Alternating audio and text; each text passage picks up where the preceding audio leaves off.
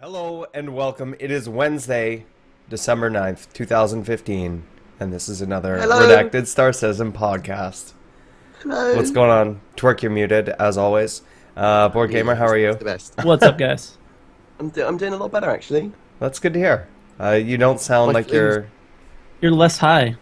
Yeah. Oh my Significantly less high this week. Yeah, I mean, I'm a lot less confused. I still feel a little bit rough. Well, but I mean, yeah. Well, let's be honest. When is BoredGamer not confused? It's true. No, I'm the intelligent one. You're the one in the middle, Saurus. Right, I'm the one that talks too much.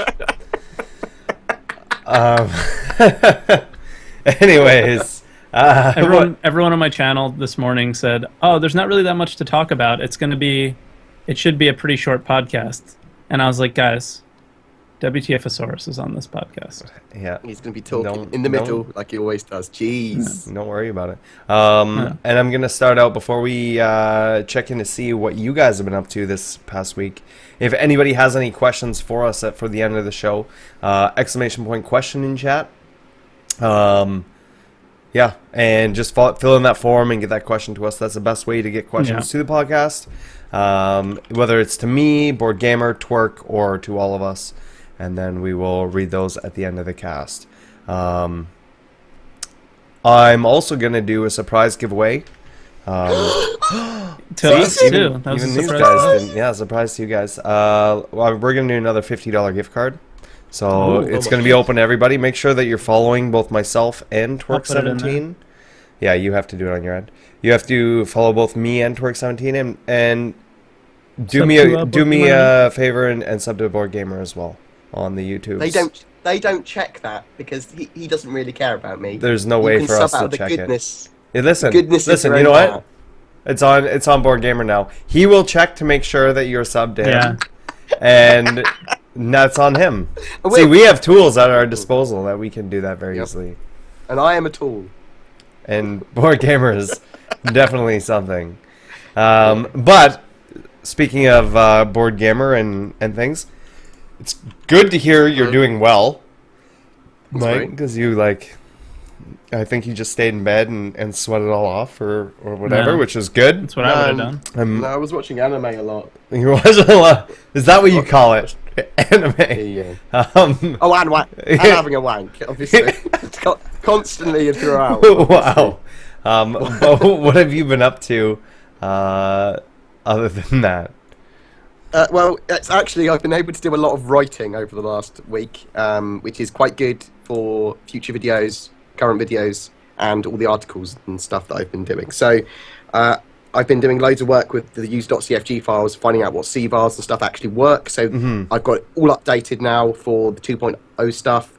Lots of extra settings and things that you can customize Star Citizen with to make it look prettier, to make it more stable, to fiddle around with your threading options with your CPU and stuff. And it's all explained on there. It's a proper guide, and it's relatively interactive. So if you want to ask questions, just ask them. It is a forum after all. I've also been researching all of the Star Citizen lore. Now, people will say, "Oh, you can't have researched all the Star Citizen." You have. Yeah, yeah, I really have. He was dropping some knowledge bombs on us earlier today. He actually. did. 4,876 people died in the Mars terraforming accident, stuff like that. I mean, that numbers stay in my head quite well, but yeah, I was researching all of the different lore series and then all of the different lore from news articles and stuff to put into lore series of my own. And I want to make very short, like under 10 minutes, compiled lore databases that people can easily watch. I put a video up the other day. Actually, it was today, on just a brief history of Star Citizen to get you up to date from the genesis of them being able to travel in space a little bit to modern day when Orion gets attacked by the Vandal. But they say it's Orion, and I haven't forgotten the actual contemporary lore history, whatever the fuck it's called. Getting confused. I need meds. Yeah.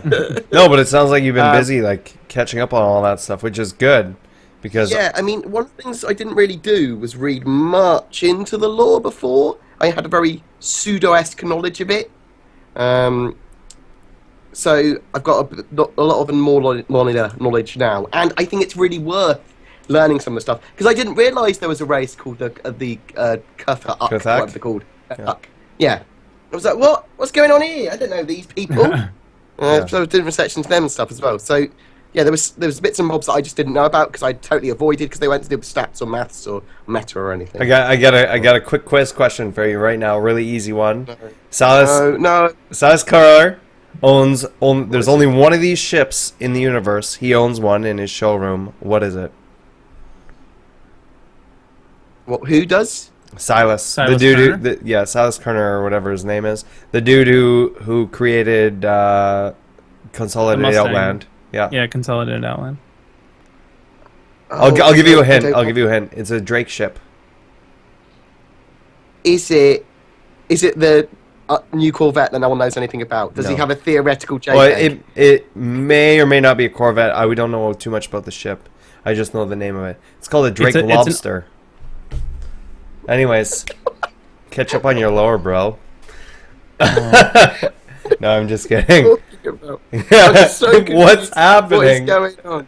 What is What's happening? happening? I have no idea what's going on. I've forgotten where I was. Thanks for that. But yeah, so in the works, I've got some theory craft stuff and some new tutorials for 2.0. All that stuff is more likely to go live when 2.0 actually goes live. But I'll get lots of how to make user.cfg videos up and some gameplay for 2.0 over the next few days as well. But I really, really, really want people to check out the Redacted forum stuff.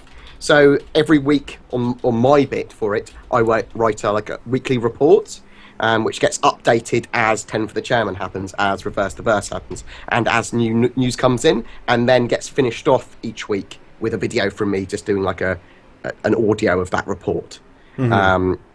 And I kind of want to push them. I think they could be really good for the community. I do everything in notes format that I think is important, and I'd like feedback on that from people if they like them or if they don't like them or if they got improvements. So please check that out if you can, guys. Don't worry if you can't, because I still love you anyway. And talking about love, we got so much love from our Patreons. Like, Yes. literally. Yes. So last week, I think it was Twerk said... Yeah, I mentioned it like real quick. That was it. Yeah. Yeah, you reminded us of the Redacted Patreon, and lots of people responded. So for the people that have done that, we'll get your forum rewards out next week. I just need to give all the names to Saurus. And for all of my Patreon backers, I've been farming you guys for ideas over the last couple of weeks. So thank you so much for that as well. You guys are awesome. And thank you for everyone supporting me in general, because you're all dudes. Absolutely. I'll give some thumbs up for BG UK. Thanks, guys. That's what I'm calling you from now on, by the way. BG UK. Yeah, it's the same amount as it's the. Well, that's weird. That's just weird. Yeah. Also, this is the last thing that happens to me before I pass on to Twerk. Look. I can stealth. No. Look. Cage Geek sent me my stuff from CitizenCon. Oh, sick, dude. So I've got my canvases, I've got my poster, all signed by Chris Roberts and everyone else. So cool. Nice. Where are you gonna hang it up? Well, I've got lots of Star Citizen stuff around my room now, and oddly Yogscast stuff because I kind of love the Yogscast. Yeah, they're cool guys. But I've got just loads of different Star Citizen things around my room. I've got it above my bed, that one, and then I've got a join the fight against the Vandal to the left of me. But yeah, what you been up to, Twerk? Not too much. I've been work has still been wrecking me, but I think I'm finally past all that after this past week.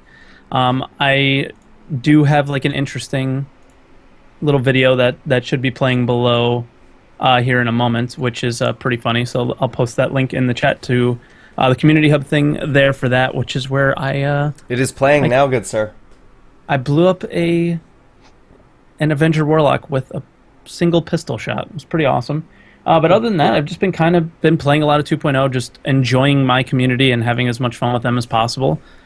But we tried to play Wing Commander Privateer this morning because Jay was a little wacky, and there was lots of issues with deinterlacing on the videos and stuff like Those that. scan lines, though. There was some mad scan lines, so we kind of put it to rest. And we'll maybe pick it up at another time. But other than that, we've been having a lot of fun. There was another one where I was Pirate 17 as well. But for whatever reason, some of that video got muted, thanks Twitch. But it was I've been having a lot of fun kind of killing people. But have you found, Twerk, though, Come to the dark because there's no side. there's no real repercussions for your actions. There's no people lowering your reputation or police coming along. Yeah, there's you no kind of want to murder people. I think it's the only kind of functional gameplay at the moment, right? Because like the missions are pretty buggy / the game crashes quite a bit when you're doing that. Is that murder is literally the only kind of gameplay at the moment. Good. So yeah, and everyone knows it's open when you go to that station, right? Like go to that station at your own risk and have some fun with it. I don't know what your strategies have been, guys, but my strategy has totally been fly as high as I can and get an above view, like in EVA, and then just come down behind them and sneak up on them. So they have no idea that I'm there. Yeah, my strategy has been kill everything that I see. Yeah. There it is right there. Boom. Yeah. And then you do some sort of chest pump. Yes, thing. I was like, yeah. it's really exciting. Yeah, very primal of you. Yes. No, but it's a very cool video. I know I've watched it a whole bunch of times. Dude, nobody was expecting it because there was some bug with the cockpit being open that when I killed the pilot, it just kills the ship. Which hopefully that's not the case in the game, because you obviously want to kill the pilot and then take their ship, right? Right. And what's kind of funny is that at the end of that clip, I still have the pistol and I'm shooting at a person below and can't kill him. Kill the ship in one shot. Can't kill the guy in one shot. Yeah. Can't kill the guy in one shot. But the other thing that we've been doing on the channel, and I kind of want to mention this, is the whole week, and for technically the last 12 days with some days off here and there, we've been doing the 12 Days of Giving, which has been through Twitch Alerts, which is the alert program that I use, and I think you use it as well, Source, right? And they gave me the option to have 50% of my donations throughout the entire 12 days going to a given charity on each day. That is still open and available for you guys to do. I can let you know where we're at now. I set a goal at hopefully getting $1,000 total, where we're at $785 now, so we're $215 away from our goal. And basically what will happen is 50% will automatically go to the American Cancer Society today, and throughout the 12 days, I will be collecting the other 50% that just actually happens to go to my PayPal. But what I'll be doing with that is giving it directly to Extra Life. And the button to donate is right below. It's a little button that says 12 days. If you guys haven't done that, go do it now, because I'm telling you to do it. Yes, if Source tells you to do it, you have to do it. So yeah, again, we're $215 away from our goal, and we have, I believe, today and 3 more days left. So again, the American Cancer Society today, and you can stop by any day in the future where I'll let you know what the other ones. So let's have that squash before this podcast is over. That would be that would be amazing, because I've been saying this on the channel. This is the time of the year where you're supposed to be thinking about people other than yourself, and there's a lot of people that aren't fortunate out there. And I've said this on the channel a bunch, where if you're able to sit on your computer and watch a bunch of dudes play video games, you're probably more fortunate than anybody out there that are involved in these charities that these charities are giving to, right? So even if it's just $1, do consider donating to it. You're guilting me for having a fat ass and a comfortable chair to work. Sorry. Oh, it's okay. It's okay. So I'm still immune. And then still immune to giving to charity. Yeah, and then tomorrow is Mercy for Animals. The 11th is Doctors Without Borders, and the last day is Operation Supply Drop. So again, American Cancer Society today, and those 3 in the next 3 days. So thanks for even considering it, guys. And genuinely, that's about it for me. Thanks, dude. Good job, dude. Thanks. And for me, I've just been playing some Star Citizen, hanging out with the community, doing my thing. Yep. I mean, it's been rough, but the community's been super awesome, and it makes it. And I've said this multiple times on my channel. It makes it way easier for me to stream when I have a really awesome community that's there to just hang out. So we've had a lot of really good conversations and stuff like that. But there are some moments that we get that do come out pretty amazing. One of those moments is when you literally destroy a constellation with a Super Hornet, and it was glorious. You're gonna punch it? No, I'm not gonna punch it. I actually have to fly to kill it, but it was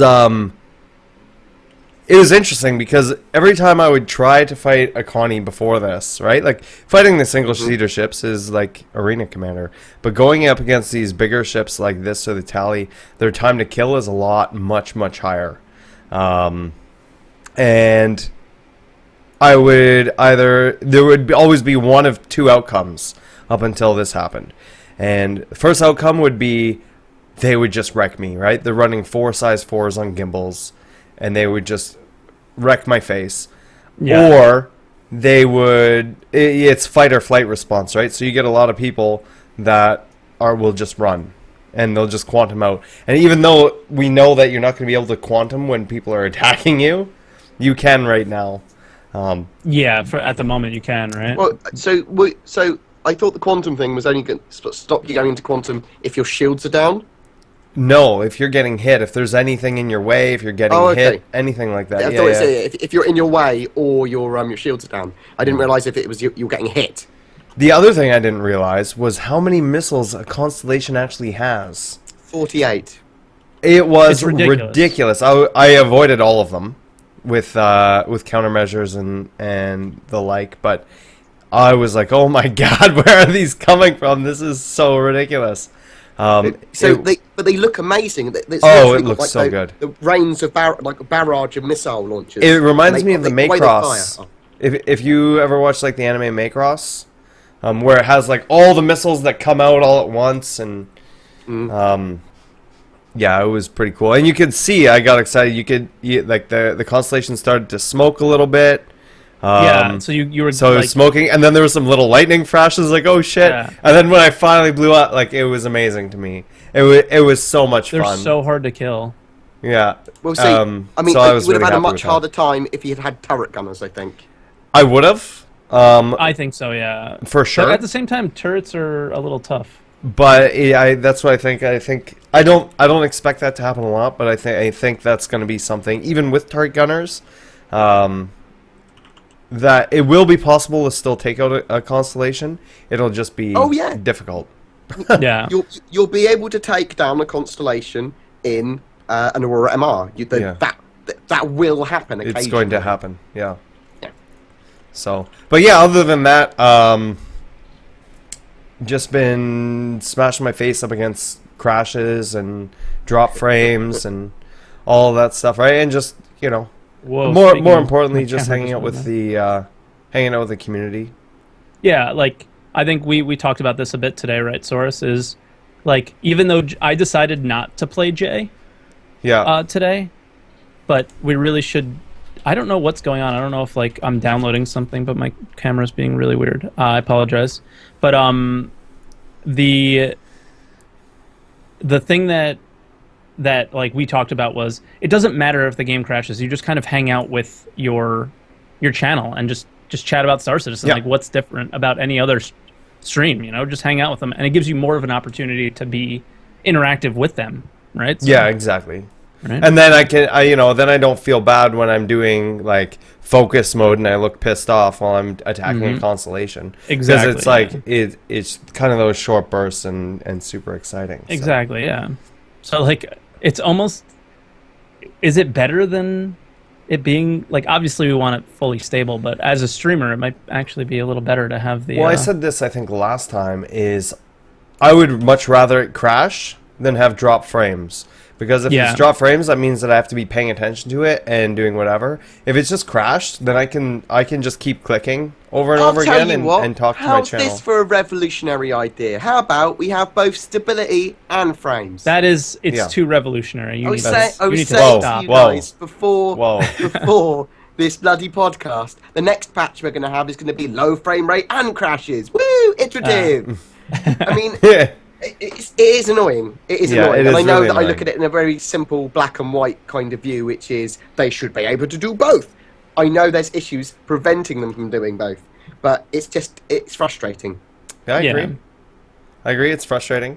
I feel bad for you, it's part of the process. Like Bored needs like longer spans to make videos and stuff like that, where we can just take that time in between to be like, hey, what's up, guys? What are you thinking about? And and that's it. if I can get half an hour clean slates, at least I can plan. It's been really hard because I want to do a trailer for 2.0. Yeah. I want to do proper multi-crew, Connie versus Retaliator, Connie versus Connie. Well, we've tried that, Swarms right? of ships. We've tried to do that, and very short periods of it kind of working with low frames and crashes. And this is getting, like, why 2 it's people not in. live yet. Yeah.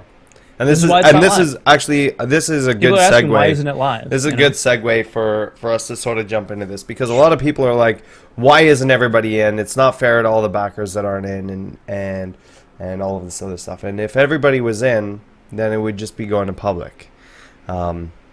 There's a lot of issues that is happening right now with server stability, where I'm surprised. The thing is, they've told us that they weren't going to let any more people in, and then they let more people in. So it's pretty interesting when it comes to that. That was like, they gave those people LTI. look at this guy just causing shit. It's your YouTube channel. God damn it. Yeah, you're the one who's got to deal with them. But yeah, it's like, I understand people's frustrations, and they're like, well, Soros, you've been in since the first wave, so you know it's not really fair. All I'm doing is crashing for the most part. Like, everybody has seen everything there is. There's even been the patch where you can go and play offline. If you really, really want to try it out, you can play offline for much longer than you can play online. For me, it's more about getting that information to CIG and showing you guys as much as possible. I'm more than happy to show you guys whatever you want to see. It just happens I end up killing a lot of people in the process. A porn star. You're like a porn star, Soros. I can show you guys anything that you want to see. Yeah. 1-900 WTFosaurus. Oh my god. I'll make all your fantasies come true. Oh my god. But yeah, right now the priority is to get this stuff fixed. Yeah. And I don't know what their server situation is with how many people they can maintain on the PTU. But what is really important is that they get things fixed, or what they think is fixed, and then introduce more people at that point. Because if you add too much stuff at the same time, it's just going to compound things and make it take longer. So I know it's really frustrating, and for those of you that are out there that are really pissed off or super frustrated with them, I understand where you're coming from, but do understand that this is for the best, and it is going to get that process going faster. That's why they do it. That's why we have the PTU and everything. Yeah, exactly. So it's just it is what it is right now. It's not supposed to go live because of all this, you know. And it would just be a horrible experience for people. For me, it's annoying because it's literally so close I can taste it. Oh, it's right there. And that's how it is for everybody, too. But the other thing... That's why, like, the people that are watching us play are so frustrated. It's because it's right there, man. It's right there, and they want to have as much fun as we're having. Because we all know that we've seen this gameplay on Gamescom videos, on CitizenCon videos, but there was nothing like playing it. Yeah. There was nothing like experiencing it. Yeah. Yeah. You also have to remember that it's much better that some of us are getting it and able to test it than none of us getting it or able to test it or able to see it. Mm-hmm. So that could have been a thing too, right? Because we all know that they like to keep some of their stuff hidden for whatever reason in this open development thing. Anyways, let's move forward. There was a substream right before this. There was. With some people. Some people. And wow. It's very foggy where Twerk is. Yeah, I don't know what's going on. I'm trying to kind of troubleshoot, but it's being really weird. Well, so. Oh, God. yeah. God. So, I can't do anything about it. We're just. Oh, I can. We're doing it live. What happened there? I got it. I don't know the Logitech webcam software. I should have never turned it on. I'm starting to think that all the issues that come from Skype are actually coming from that software. But we lost our sponsorship with Logitech. Good job, Twerk. Yep. Don't worry. We don't want one anyway. Well, there we go. That goes. Better, right? Yeah, much better. Okay, just autofocused when I didn't have autofocus on. Twerk has been redacted. Twerk has been redacted. That's right. You need to talk like this about Area 51. It was a real thing. Area 17, the Varandul are actually not our enemy. Yet? Aliens. Yeah, the Varandul are not our enemy. The UEE are trying to create a new world order. All right. Anyways, why don't you start off, Twerk, and tell us about the Substrum? Okay, so the first thing that they talked, well, I guess the Substrum was with some of the designers. So there were questions that were put up that were towards the designers that were on, I believe, the sub forum, and they were constantly going in the sub chat on the CIG website. So that's what they were reading off of. But what I thought was a little interesting is that Randy Vasquez had a set list of questions already ready to go, and they mostly went from those, which was kind of like a little weird. And we had a bit of a discussion about this before the stream, where it was kind of like, it wasn't a discussion. It wasn't really a discussion. It was basically like a live version of 10 for the designers, right? Oh, no. I'm talking about the discussion that we had before. That was you being salty about the anger towards the sub edition reverse the verse. Oh, yeah, well, I mean, that's kind of what it was. So, well, I mean, we can talk about that before we go into what the actual content is. Yeah, so I'm just discussing what it was about. I was under the impression that it was going to be Chris Roberts or Chris Roberts and Friends, as it's a once-a-month thing. Yeah. Right? And otherwise, it's essentially a live 10 for the chairman. It's the exact same. It's questions from the subs. Yeah, but it being live is what's supposed to make it different. No, so for me, they're trying to add value to subscriptions. Right. They're trying to sell subs. So they were going, what extra can we give to subs? Oh, let's give them a monthly subscriber special where we get some all-stars on, try and get Chris Roberts on every month. That's unlikely to happen, but we'll get on when we can. Yeah. And answer sub-only questions, and we'll gather them from the forums and during the live chat. Yeah. Obviously, that does cause issues because people want to ask their questions as it's happening, and they want to ask them in Twitch. Even if they're subscribers, obviously, they don't know they're subscribers if they're in Twitch.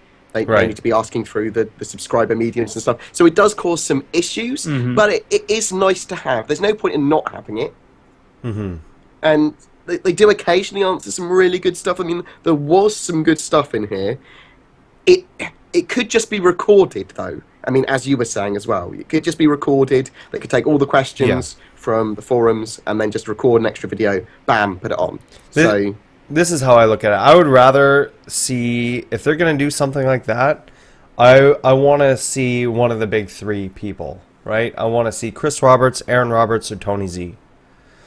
For me, that's because it doesn't make it much different. Yeah. Otherwise, there's no difference, right? Tony Z would get like 2 questions in 2 hours. It would be amazing, though, right? Aaron would get like 1,000 questions in, short and right to the and point, tell all the things that they shouldn't say. And right? No, Chris Roberts will be the one that just spills beans because he's too excited about it. Well, Aaron does too, though. Aaron spills beans of like what they're working on. Chris spills beans on like what he wants to happen.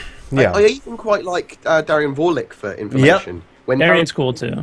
Yeah, he does not. He has quite a bit in his head that he can get out about technicals. And by the way, guy, Darian Vorlik, if you're watching this, we want you on the podcast. Oh yeah, these are my sensual eyes. Back, man. Bring the beard back. Bring the beard back. But yeah, we want you on the podcast. What's the name of the German dude? Oh, Brian something. Brian. The Lion? The Lion. Brian the Lion. I want him to do one. He should do that. But he hates doing them. I know, that would be so amazing. I don't think we have a contact at Foundry 42 in Germany. We need to get on that. But I think he would just sit here and be like, I don't really want to. No, I want him to be on the. I don't really want to be here, guys. Yeah, on the subscriber special. Yeah, it'd be amazing. Yeah. Because I'd watch that. I'd sub just for that. Yeah. There you go. You heard it here first. I really CIG. like what they do in the office. So, in that office, Yeah. they do like the most important shit, but it's all like the behind the scenes stuff.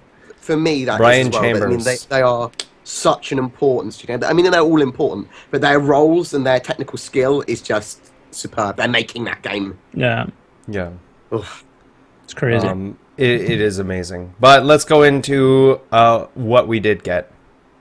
All right, so the first thing that was kind of really sad was there's not going to be any human catapults. How the hell am I supposed to board ships by flinging my crew into them? Or by punishing people? No, they said no human catapults, but as we all know, development is an iterative process. No, as we all know, the game's going to be physics-based. So I'm thinking there might be situations where you may be able to catapult yourself by depressurizing airlocks, by doing silly things. There's that grenade. I forgot what the name of the grenade is. The force like a propulsion grenade. The propulsion grenade, yeah.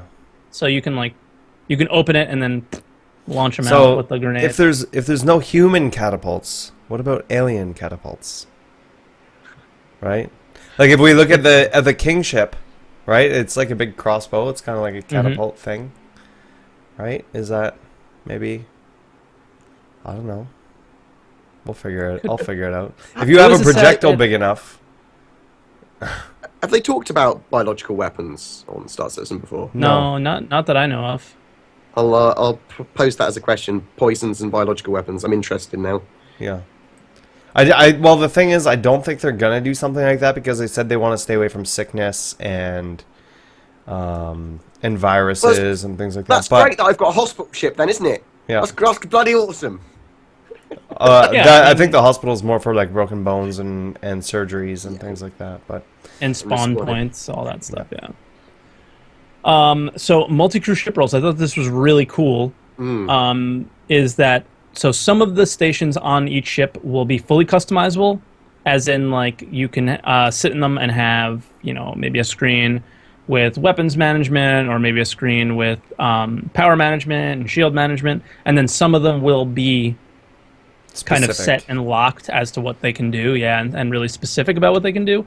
So, maybe the pilot wants to control some things, and for example, the other, your co-pilot is really, really good at managing shields, then he can, kind of customize his thing to do just that, while somebody else is really, really good at managing power, and you kind of just put them there, which is really cool. And then those roles will kind of be like guild ranks.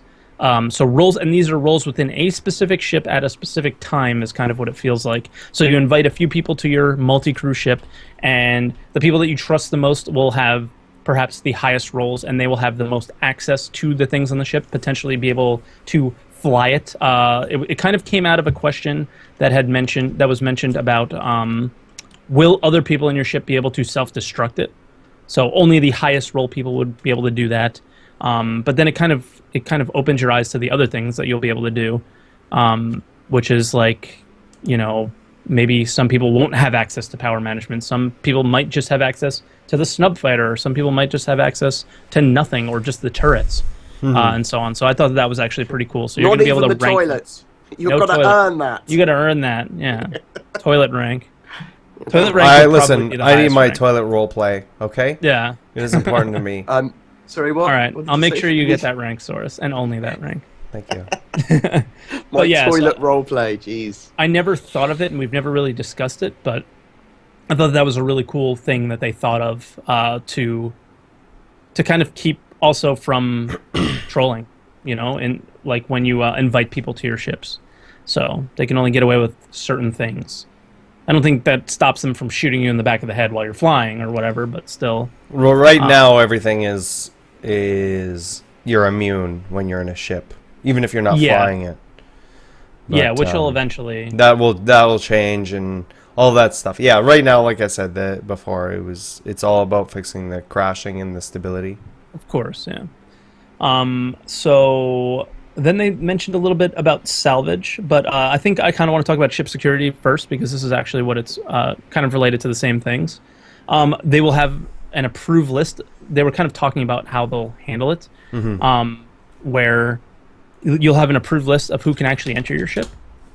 So, say for example, the way that we get our ships is how we get them now. So you just kind of call them and they float down, and people on your approved list can go into your Constellation or your Retaliator or whatever happens to be available in the near future. Yeah.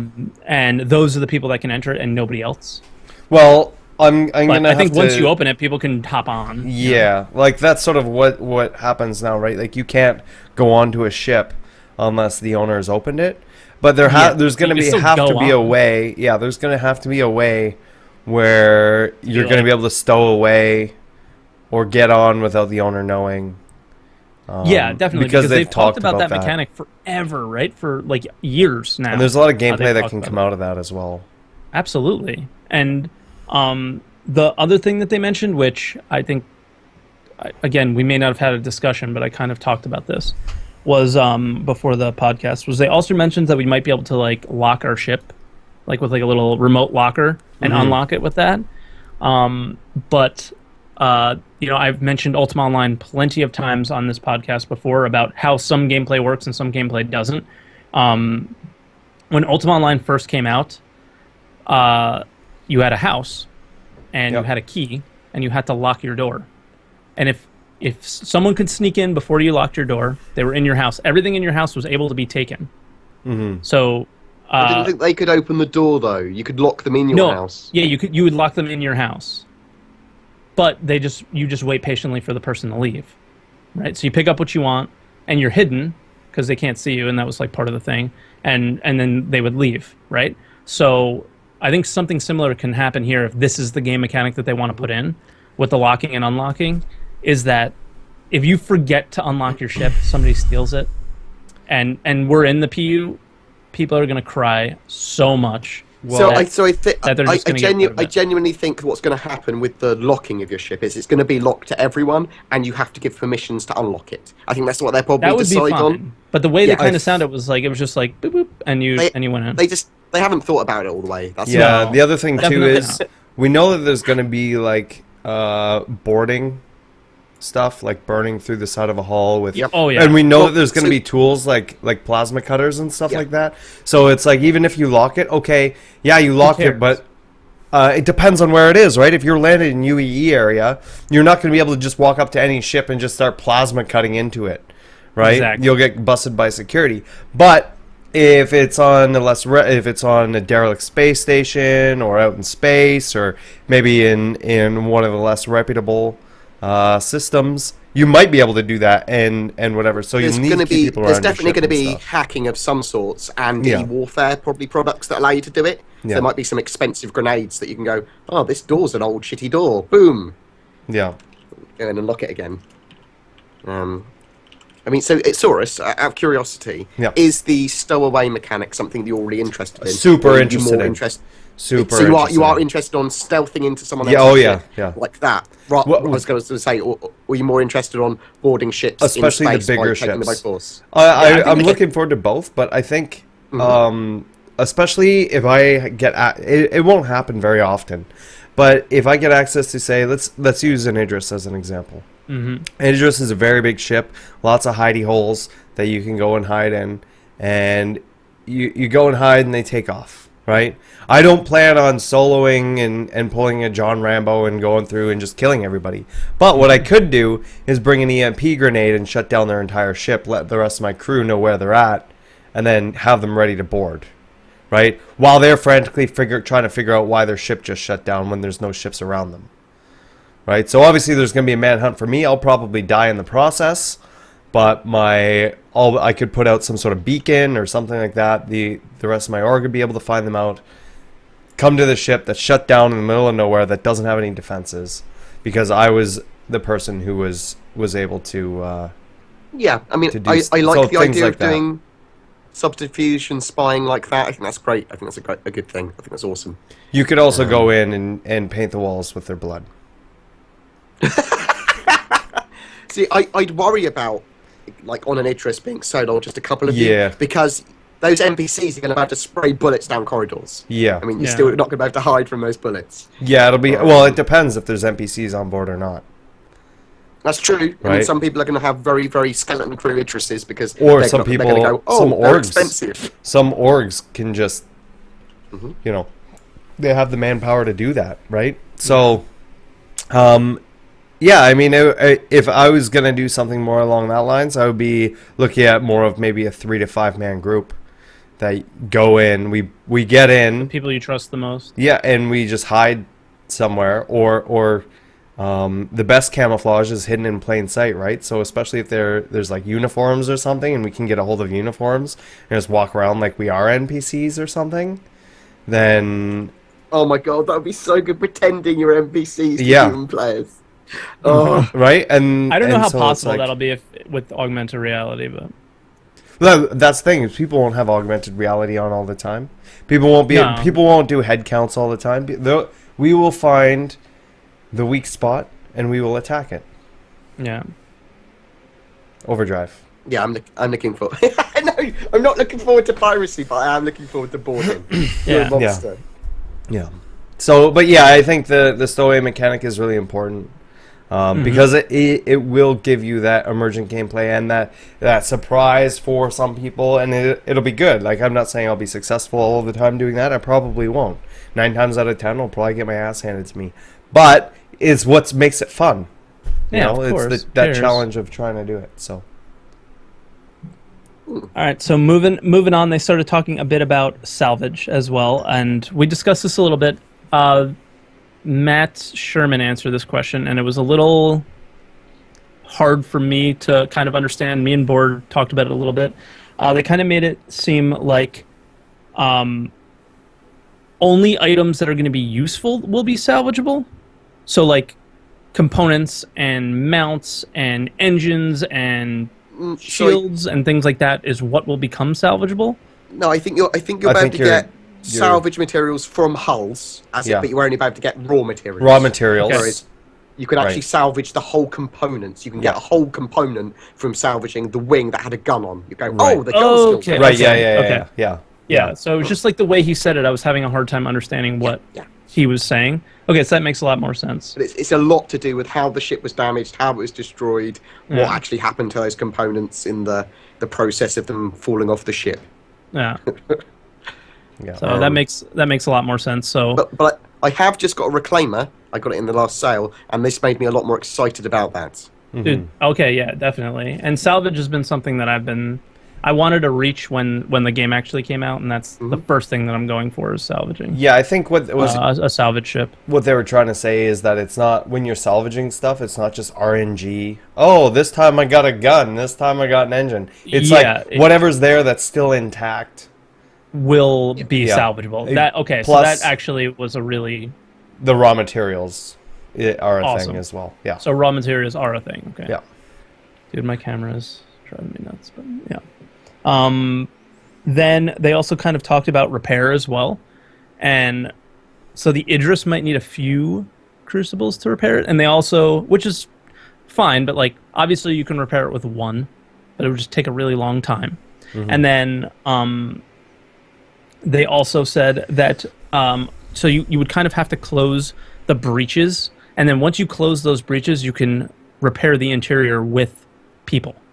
Like having little repair guns and things like that. I think that little repair guns can be also used for external repair. Just Definitely in EVA. Incredibly slowly. Yeah, For the compared Idris. to like for Idris or something, like you would think that like an M50, like imagine, like I know Soros and I have talked about this before, having like Le Mans type races, like not a 24-hour race, Oh, but yeah, long literally distance put into races, the pits. and having yeah. like a pit crew to repair your ship. You know what I That'd mean? be so good for tweaking. If that's oh my god, no, stop adding features to the game. Stop So- adding features It's not to the game. adding features. Well, I don't they're think that's already there. adding any features. They're already going to be there. You know? Oh my god, if that's true, and we can have human pit crew that can do the tweaking mechanic, How cool I mean, would that be? that would be pretty cool. So Absolutely. you get crucibles and you also get endeavors along the way. So if you need to do any more tweaking, you can do that. Yeah. Oh my god. So I think that's like going to be a really, really cool thing with that type of stuff. So, yeah.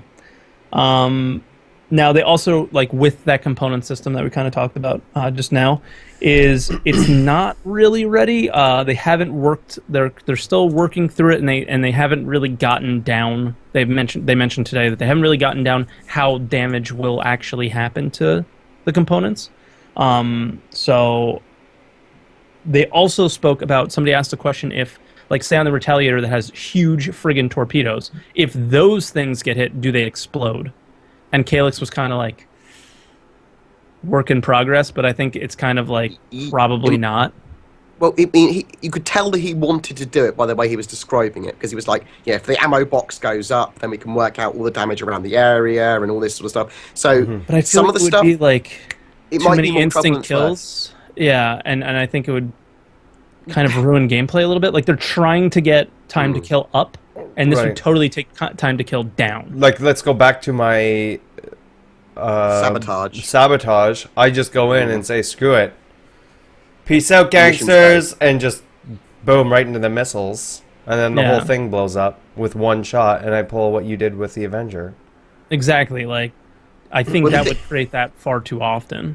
I think the thing with missiles is they don't explode unless they are detonated by the internal missile. Right. Do you know what I mean? But they have to be explosive material in them, you know. So if it blows up, in real world, there's a trigger for them. So it's like, I mean, I'm triggered right now. I mean, there was even an incident where the U.S. accidentally dropped a nuclear warhead on their own country, but because it wasn't armed, it didn't explode. So okay, so that's actually a thing that's real. Like, I was always under the assumption that whatever's inside the missile, if it is lit on fire, it will explode. No, because that's not how things explode. Some things are electrical, some things are... So it all depends on what kind of thing. Like, I'm pretty sure C4, you could light it on fire and it doesn't do anything. I could be wrong, but I'm pretty sure... that in the chat. They said C4 is an explosive. Yeah. So. These are future weapons, though, so we've got to assume that they've got even more ways of... They need dark matter to... Yeah. Yeah. They need mini black holes. Then hopefully they take hopefully they're listening and they take the discussion we're having now and maybe kind of stray away from that and use this discussion as the reasoning behind, if you shoot a missile, it will not fucking explode. Yeah, you don't want that. You don't want someone to be able to just chuck a C4 into the torpedo bay of a Retaliator and go boom. Yeah, and then EBA and just leave, and then 4 Retaliators nearby also explode because of the shockwave. Yeah, you know, I think it would just be a little too not easy, but I think the time to kill would go down. And again, I think we're really trying to get, like, similar to that video that we watched for U-Source in the beginning. The time to kill was really long, and it was really challenging, and it was really rewarding. Yeah, when you did it. Yeah, like, that's why I got so excited about it. Exactly. It was a challenge. I mean, but the issue there is that although it might be an issue, it does sound cool still. Mm-hmm. Yes. Michael Bay style explosions. I still want to see the 1, 2, and then big one. Yeah, it goes into choosing those parts of the ships that you want to hit to do damage to certain things, but I think it would make it a little too easy to end people, which also may be something that you don't necessarily want to do. And if you want to board a ship, you don't shoot there. Want to sneak some things in here. First one is under 2 hours, Kappa, and number 2 is we are doing a $50 giveaway, or $50 gift card giveaway right now. Exclamation point 50 in chat. Make sure you're sub to BoredGamer and following both me and Twerk. Preferably sub to both of us, but if not, that's okay too. Just make sure you're following all the channels, and we will be drawing that. Cool. Yeah. Sub to Twerk and Sora. Yeah. Also, make sure Twerk's donation goal gets hit today. Otherwise, I'm angry. So I'll kind of talk about that real quick again, since there's a few more people here. It's through Twitch alerts. They've done some things for the streamers that are using their software, basically, and they've been doing this thing called 12 Days of Giving, and basically each day is a different charity. We're currently at $923 out of the $1,000 goal. 50% of any donation that you make on the channel today, tomorrow, the next day, and the day after that will go to a given charity. Today's charity is the American Cancer Society. I think pretty much everyone here has been touched by cancer in some way or another. I know I have. And basically, any donation you make on the channel, whether it's $1 or $1 million, 50% of it's going to go to American Cancer Society. The other 50% is going to go directly to me. But what I'm going to do with that money is I emptied my PayPal before we started, and everything that's in my PayPal is going to go to Extra Life. So, I just wanna... anyone that knows Soros is a really great charity, and he did a great job making a lot of money for Extra Life just about, a month and a half ago. Yeah. Oh, Extra Life is awesome. I do want to say that if anybody wants to donate $1 million, they can just actually donate it to me, and I'll make sure that Torque hits his goal. No. Can I have money? Yeah, I'll give you guys some. Damn it. Guys, got nothing. guys, and like I said earlier, now's the time to think about people other than yourselves. It's the time of giving and thinking about people other than you. And again, if you're able to sit here and watch a stream of people talking about video games, you're probably in a better situation than somebody with cancer or somebody that has bipolar syndrome, which is one of the days that we had one of the biggest donations was during the bipolar charity. So it was really cool. And yeah, so everybody that's donated today, I will read how much you donated and what you donated, and who donated it at the end of the stream before we go offline, because obviously my alerts aren't popping up right now because Soros is streaming, but he's streaming on my channel. So thank you so much for everyone that's donated so far. So $933. Pretty cool. Thanks, guys. So back to this. Twerk, you used to be so just nice about selling yourself. Like, you didn't really sell yourself to things. When it's charities that are involved, you're amazing. Yeah, because it's not me. You're a dude. Yeah, you're a dude, man. You're such a dude. Yeah. Good man. It's a good time of year to think about other people. So, yeah. Moving on though, is one of the things that I thought was really cool. At first, I was like, "This is super dumb," and then they were like, started talking about it. I'm like, "This is super not dumb." Was ship startups. So you can kind of like choose which components. So like, say your ship is off, you can kind of choose which components start first, and in the order of which components that you put in, or to choose to start up, you will have like a stealthier startup. So for example, if you're hiding behind an asteroid waiting to sneak up on somebody, you can start your ship up in a way that they won't see you right away. For me, okay, there is an easier way around all this they were talking about. Okay. And it's just to have all startups for the ship on their bare minimum. So your ship literally just goes bare minimum startup, and then you can turn anything on you want. Done. Yeah, I think that's cool. Yeah.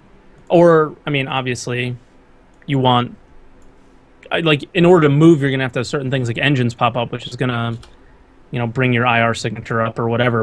And then, obviously, if you want to be stealthy, you're going to choose stealthier components. But I thought it was pretty cool that they've thought about that, because what's really nice is, and I think Soros can appreciate this, is that they really, really want pirate gameplay. And I think they really do understand just how important it is. And being able to sneak up on people is really important for pirates, right? So I like that they're still thinking about that stuff, because even though I'm not somebody who wants to take part in piracy at all, you still need to have that level of fear and nervousness when you're doing that stuff. Like any video game that I've played, if no one's going to attack you, it's boring. Like, you have nothing to be afraid of. Risk, reward, and mortality are all stuff that need to be balanced really well. Yeah. Because it makes you feel alive. It makes you really invest into your character, the game. When you do well, you're like, oh my god, such a sense of reward. Have you ever played a video game where your heart is racing? See, those are the best. I know this is the bad thing to say, but Eve used to do that to me when I first played it. Ultima Online did that for me. Oh man, yeah. Some of the great emergent gameplay that would come out. Just getting away, and stuff like that, yeah. It would get my heart racing. It's just so awesome. So I just the like, you're mining an asteroid field, no one's been around forever, we're just chilling there, and then all of a sudden there must be some sort of sound, maybe when people jump in, or radar contact, boom, boom, boom, boom, boom, and you're like, holy shit. Yeah. You know what I mean? Like, that, how cool is that going to be? Like, and then it's going to be like battle stations, guys, like it's what made DayZ so exciting, was because there's so much downtime, but then when something happened, it was just like, oh my god, and that's what you played the game for. We would play hours and hours and hours on end just for those like 30 seconds, 1 minute of like Look at intensity. me and Bored with H1Z1. Yeah. It's boring as shit, but then when things happen, it's so exciting. And then you but it's a lot more accessible than DayZ. So DayZ for me is a little too slow, whereas H1Z1, I know that every half an hour I'm going to get at least one big fight. Yeah. So I do like it a lot more for that. But yes, that kind of balance as well of not doing much or slightly more tedious compared with heart rate of serial killer. It's nice to have that balanced well, that you are getting those adrenaline moments, but not too many. Yeah. Too often. So yeah, I mean, I think it's really cool. And then the last thing that they kind of talked about that I wrote down, and we can go into anything that you guys thought that we missed or whatever, was snub fighters. So they kind of started talking about how snub fighters aren't just fighters; they're snub ships. So like they talked about the Argo on the Idris, and what was the name of the one on the Pisces. the Pisces on the Carrack, and how those aren't necessarily going to be fighters. They're going to have different things. And the thing about the Pisces is they were talking about we are going to make this thing so awesome that you're going to be super excited that it's there. Don't know what it's going to be, but it's going to be exploration themed. Yeah, so even though it won't have a jump Did they say they couldn't talk about it? Yeah. Okay, I have some speculations that we'll go into. We can speculate a little bit about speculate? it. Go for okay. it. On the 16th, they're going to let us know that we are going to be able to do full planetary exploration because they've cracked the procedural generation tech, and it's going to be the land exploration stuff. Yeah. Oh shit! That's what they're going to. No, I think you might be right. And they're going to say that they're including it for the $100 million stretch goal. Oh, I don't know if we're going to get planetary exploration. No. We're not going to get it. They're going to say that they're going to include. They're going to include it. It won't come out when the game releases, but they're going to say that is something that's 100%. It's going in. It just will come in after the game launches. Cool. I think. Yeah. I think you might be right. The reason I say that is because Chris Roberts said that we are going to do a lot more than what we thought for the landing sequences and stuff like that. And he was super giddy and super excited about it. And that was just during that past stream. It's not like weather, but it's going to be when you're coming into planets, and it's going to be a bit different every time. And he was sort of like, he was really giddy about it. And they keep saying we're going to show you something exciting. It has to be that. Yeah. Well, or something similar. And that's why they wouldn't be able to talk about it, because they want to save that for the Christmas stream. I am very, very much into what are we going to be able to do with our buggies? What are we going to be able to... is there going to be money-making opportunities by exploring planets? Are we going to be attacked by aliens on planets? They've implied that we are. And I think they did say... I think Chris said on 10 for the Chairman the other day, in fact. He said the pitch black scenario where you will be attacked by animals. I mean, that's going to be great, isn't it? We can oh my god! We can just go, guys, for some content today. Let's survive as long as we can on this planet. I mean, like I showed a video, and this is actually one of the most watched videos I've ever had on my YouTube channel. Was when I did the Kovlek shipping hub, just going through, and I heard somebody jump in. So you're in that experience where it's really dark and gloomy, and the music's scary, and I know somebody's here. Because I heard him blowing my ship up outside. I know he wants to come and kill me. That was that moment. That's the only moment so far since playing Star Citizen where my heart started to race a little bit. And that gameplay, it's already kind of there. They just have to figure out kind of the NPC tech a little bit, where a player NPC. They have the ship NPC stuff down decently well, and now they have to figure out just an individual player. But to get like aliens to attack you inside these stations, but they totally have the feel down for sure, right? That dark and scary feel was it's amazing. And then the guy pops out and you're like, oh shit, and you start shooting at him, and when you kill him, it's just like so exciting. And the Kovlek station has captured very much the alien kind of Geiger-esque feel. Absolutely. And it's done it very well. Very well. And I think a lot of it is because of the music. Yeah. I turn the music off a lot of the time. I turn the music on. I turn the music on specifically when I'm at Kovlek's. Yeah, I don't think I've heard it. Yeah. I need to. I'll play that tomorrow. Listen to it, dude. It's really awesome. Yeah, and not only that, like Chris talked about Yeah, it was on 10 for the Chairman this week. He talked. Somebody asked about that specific question, and he talked about in no uncertain terms, we're pretty much gonna have face huggers in the game, or things that are gonna jump out at you. That's what They're even not, they're not face huggers. No, but they are. that's what he said. That's said the pirates. exact wording he said. It'll be pirates. Not It'll be face aliens. There'll be animals. Whatever weird, scary, freaky animals that they can use. It's gonna be amazing. Yeah. If they can get the random modular procedurally generated missions down to a T, to a fine art, I mean, they're going to be amazing. If in that game it can just effectively run itself, and then they can just add extra modules to that to make it more and more and more thousands of possibilities. Yeah. So yeah, I'm really excited, and I think they've Star Citizen Me is really shaping up to a little bit more than I thought it was going to be. And it's kind of proving that to me, not with the crashes and the sodding frame rate instability, but the actual content. Yeah, the actual it's content there, at the man. moment. That's what's the most I know. important. It's there. It's there, and they just have to build off of it now, which is not where we've been yet. Yeah. It's always been. This is what it's gonna be. This is what it's gonna rip be. your Now we camera. see what it is. Again, No, you're good. You're good. You're back. it's popping in and out. I don't know what's going on. So I'm sorry for You the camera disconnected for a issues, second guys. too. Yeah. It's I see it turning on and turning off. Yeah. It's happened before. It's definitely Skype related. But yeah. But yeah, I'm excited for that kind of stuff that's going to be kind of be coming in with the different stuff. And like you said, the big thing before was getting the base tech in there was the most important. Once the base tech is in there, adding things like the different jobs and stuff is very minor. It's just asset creation at that point. It's Right. like them just creating assets like new space stations, new planetary areas, new landing zones, new all whatever. And we know how fast they do that when we saw that leak back in March or April or whenever that Obviously, leak was. We've got some big mechanics coming for like the mining and the salvage. Yeah. And the major thing, the new components system. But That's once not as they're big as already- what we have right now. That we're testing right now. Nothing, in my opinion, is as big as the stuff that we're testing right now. Yeah. Okay. No. You're probably right as well. Yeah. But I'm just saying there's not actually that much core mechanics that need to get put into that game. And the now other thing that is- they can then build off. All those other things can be added while they're building on those mechanics. Whereas before, there's no reason for them to make more arenas for Arena Commander. Instead, they have all their development on the Persistent Universe, which is important, right? And Squadron 42, which we know they're working on as well.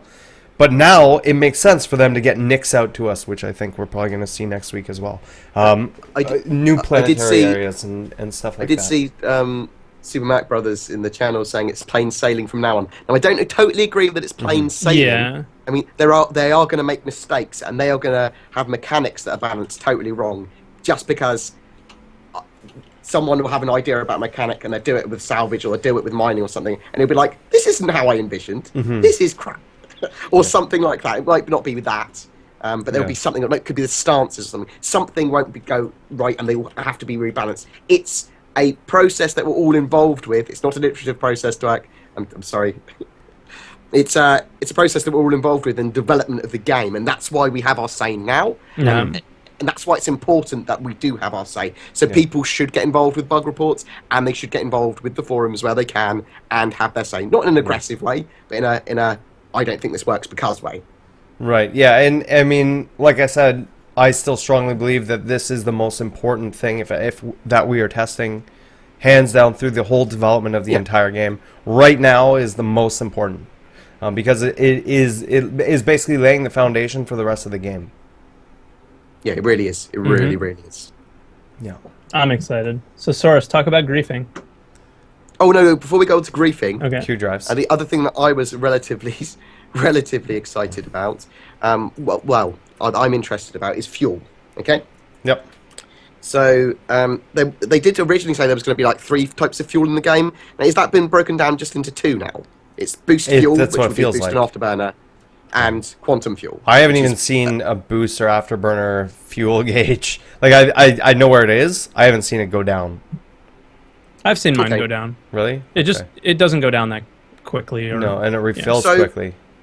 from what I've been what they've been implying on a variety of them is that it almost seems now that boost and afterburner fuel can be refined into quantum fuel.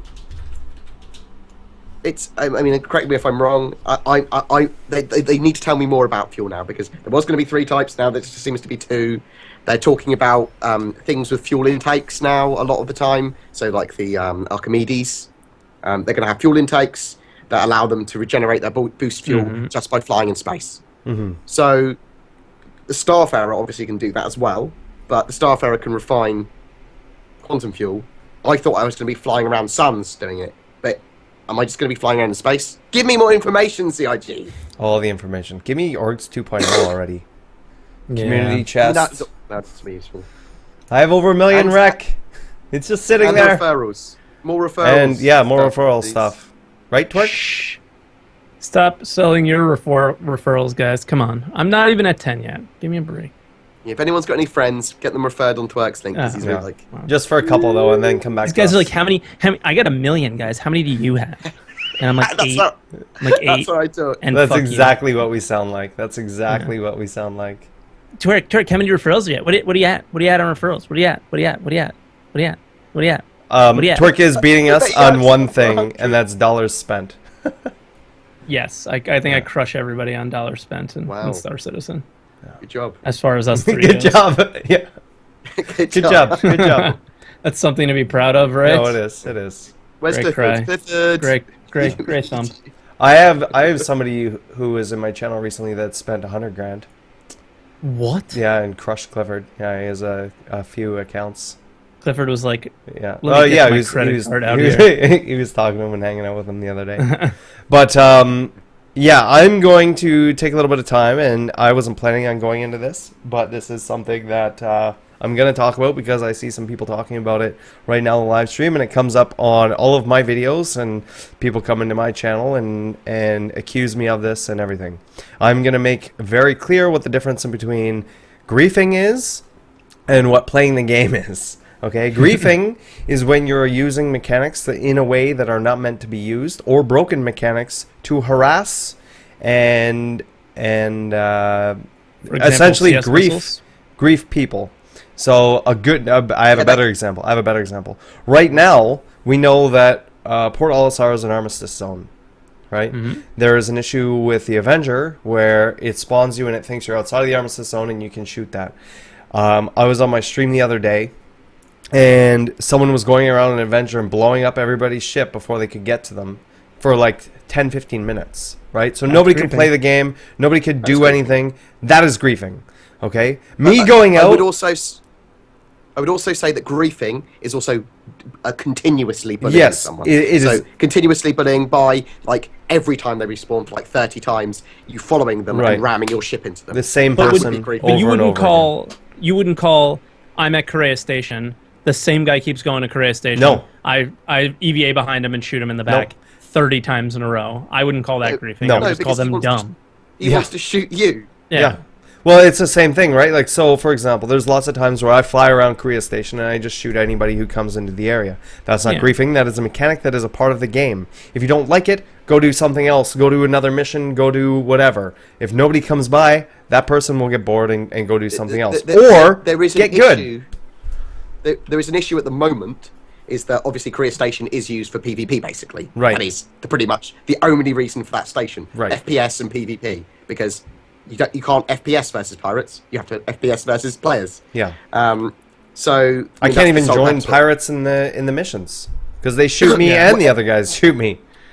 As soon as there is mechanics and police and stuff and reputations, that's going to get a lot more Totally going to interesting. change. Yeah. Yeah. But it's not going to necessarily perturb people that want to do the PvP thing. They'll just have more fun running away from the police as well. Right. I mean, And- or they won't, or they just won't be able to do it in those areas. I In think we those all areas, have there'll mentioned be that, other like in areas. some areas, if we try and PvP somebody, there's in all likelihood some very overpowered AI ship is going to come out and just blast you out of the sky. So you probably shouldn't do it. Depending on the zone, You know? you may have Depending on the zone, absolutely. you depending may on the have zone. people like only 2 Auroras show up to back them up, and it's Mm-hmm. like, okay, whatever. What happens if I'll give you an example. I'm a pirate. Okay, we have 3 javelins and we have more than 50 Idrises. So let's say I just roll up in 5 Idrises. Okay, in some area where they don't have that backup to deal with those ships, that's part of the game. That is part of the game. We are coming there to take shit, and we're going to take it, and we're going to be prepared for it. If other people aren't prepared for it, I think people don't understand that that's an important part of the game. Now, Absolutely. I'm going to be pretty much entirely law-abiding in the game. I might have a secondary character that I literally play with Saurus for content, because I want to produce videos on piracy as well, because why not? I'm a YouTuber. I want to produce content on all subjects. But as a player, I am pretty law-abiding. I hate pirates because they scare me. But it adds to my flavour of the game. It's important to have them, because otherwise your game is going to feel a lot more dull. Mm-hmm. And it's an honest thing. You need people to be able to have both light and dark kind of roles. Absolutely. You need people to be able to live on the outskirts, on the outlaw planets, or on the Banu systems, where they can be pirates. That really adds flavour to the game, and it's so important. And you're going to get some crazy emergent gameplay where pirates are going to be joining, like, the police when the Vandal attacks sometimes, and things like that. It's going to be really quite good and fun. And a little bit of light RP is good, but just genuinely hating on pirates, well, players that play pirates, that's It's quite just a bad silly thing. because then your gameplay Yeah. is going to be so to boring. me, it's the same thing as there is people. I mean, I've been to the forums before, and I frequent them to read them once in a while. The amount of real-world hate that people give, if you even think about getting into slavery in the game, okay, people lose their minds. Like you were in human trafficking for real life. It is a mechanic in a game that is meant to make the game both challenging and entertaining. Okay. Now I see that somebody put in there that, oh well, if you can't move out of the area, then it's griefing. Yes, if they keep hunting you down over and over again and not letting you move around, then yes, it's griefing. But right Absolutely, now, yeah. that's not even a possibility unless you do that thing that I talked about with the Avenger. Right? Because there are 15 points of interest that you can warp out to, and you can go do something.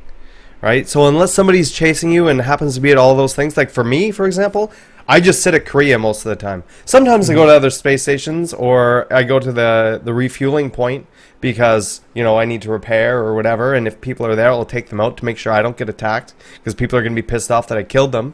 But people just shoot everyone. Everybody. I have not been in this situation. But there's been nobody- 2 fun situations where I haven't been shot. nobody I've been in a right few, now but- has been prevented from playing the game because of PvP.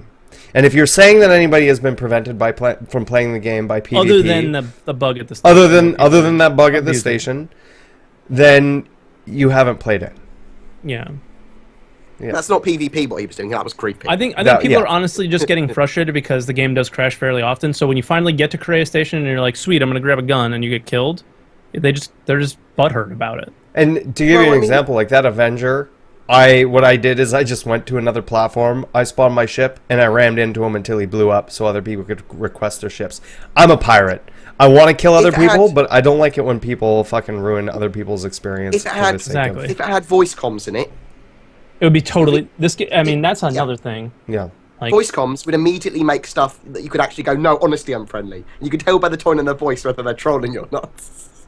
But I know you'd still shoot them, Saurus. Go, nope, I'm not. It would and I depend. would just run around saying friendly, friendly, friendly, friendly, Yeah. friendly, friendly, friendly, friendly, Yeah. and then shoot people. And then shoot people, and then no one would ever believe you again. Because Yeah. I want more than anything else in this version of Star Citizen that we're currently playing, although it is supposed to be tested to see if you can grief and kill each other and do everything. Absolutely, yeah. Also- I desperately want some multi-crew experiences with random people and with you guys and with everyone. But organising that is hell, because I get like 2 meters down the road and then get shot in the head by my crew who have gone, my shit. There's Well, also and- something... Go ahead, There's Source, I'm also sorry. something that I brought up before, and I'm going to bring it up again because it is important, because people completely forget. There are people who want a full PvE experience, right? I understand that. That's fine.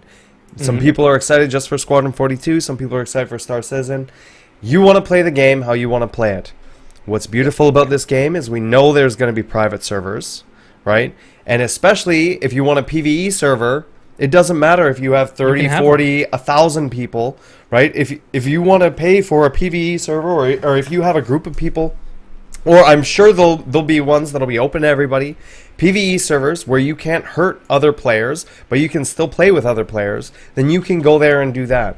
This will be a combination of both. I'm sure there'll be servers where it's just pure PvP as well, right? And they'll remove the PvE aspect of things. Guaranteed, that's what modding does to different games and things like that. And we see that with DayZ. We see that with other games that have those abilities for those games that are multiplayer. So for those of you that are concerned that, oh my god, this is going to be like Eve and nobody's going to like to play it or whatever, there's a reason Eve's still around, and there's a reason that Eve is popular, right? And I'm not saying that that's not necessarily the best outcome. Star Citizen is trying to do both. They're trying to do both PvE and PvP. If you're hardcore on one side or hardcore on the other side, there will be places for you to go and play the game. And someone in the chat said, "Oh, I really hope this is not like the Eve community." I think the way the servers are set up it's kind of impossible, because I think most of the servers are going to be controlled by either the person who's running the server or CIG. In general, right? Yeah. So they will be able to keep some of the over controlling, maybe. Like, again, I have never played Eve, but how I understand it is like big organizations can control large parts of space. They can also control a large parts of the economy by doing certain things. So I don't think that's really going to be possible, or at least not really, really easy to do. Mm-hmm. It's going to take a lot of hard work. There's no PvP slider. I'm going to clear that up right now. PvP slider is no longer a thing. You're going to have zones that you can go in. There's going to be different levels of space. Yeah, they've kind of confirmed that it's gone. PvP slider is not going to be a thing. It's a stupid idea anyways, to be honest. I thought it was a terrible idea, and it caused a lot of it caused too many ridiculous issues. Conversations. Yeah, I mean, it doesn't work. I do think it's important that people can do PvE without the worry of being PvP'd. Yeah, and there will be areas to do that. That's what I'm saying. As long as everyone's catered for. Mm-hmm. I mean, a lot of people that want just a PvE experience, I don't think PvP is important to me. I don't engage in PvP much when I'm in that kind of game, because I'm a miner. I'm an economy player. And PvP, but it does make other people that aren't willing to take risks as traders and merchants. It makes them. Well, it makes my stuff basically more valuable. Because even though you're not interested in taking part in it, you're willing to go out into the dangerous areas, as myself, because I'm not afraid of it.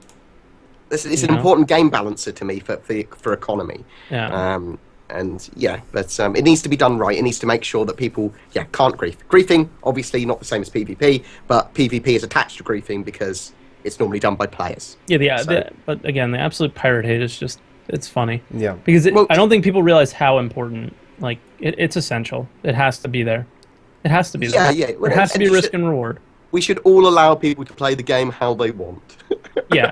Because there's people that are going to be, like, on my corp, and the way I'm going to play is going to be extremely anti-alien. I'm going to be anti-UE Navy, but racist, anti-pirate as well. So he said, "I'm going to be racist." Speciesist. Speciesist. You're a speciesist. I'm going to be speciesist. I'm going to be like Fringe World Militia, basically. We're a Fringe World Militia company that go, well, screw the UE, they don't help us. Screw Terror. Screw all the Vandals. Let's go kill some fucking aliens. Mm-hmm. And that's very much an important place. So, I mean, we're going to dislike pirates, but we're going to work with pirates sometimes when we're killing aliens, because aliens are much worse. Well, I mean, it's not. The thing is too, everybody thinks everything's all black and white and not a million shades of grey. But it is to some players, and that's great. Yeah. They can find an organisation that suits that. Right. And that's what the organisation thing is really joyful for me. They can have people there that are aware. So the leaders should be very much aware that it's all big gaming communities. You shouldn't have an outer character problem because someone's a pirate.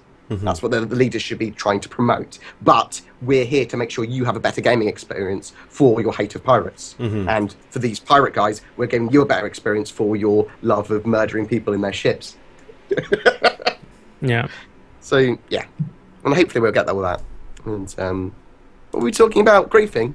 Fuck you guys. Yeah. So, I also want to take this time once again to remind everybody of the $50 gift card that I am giving away on the stream, !50. If you're not following myself, Twerk, or BoredGamer, please do so. Sub to BoredGamer on YouTube. Follow myself and Twerk's channel.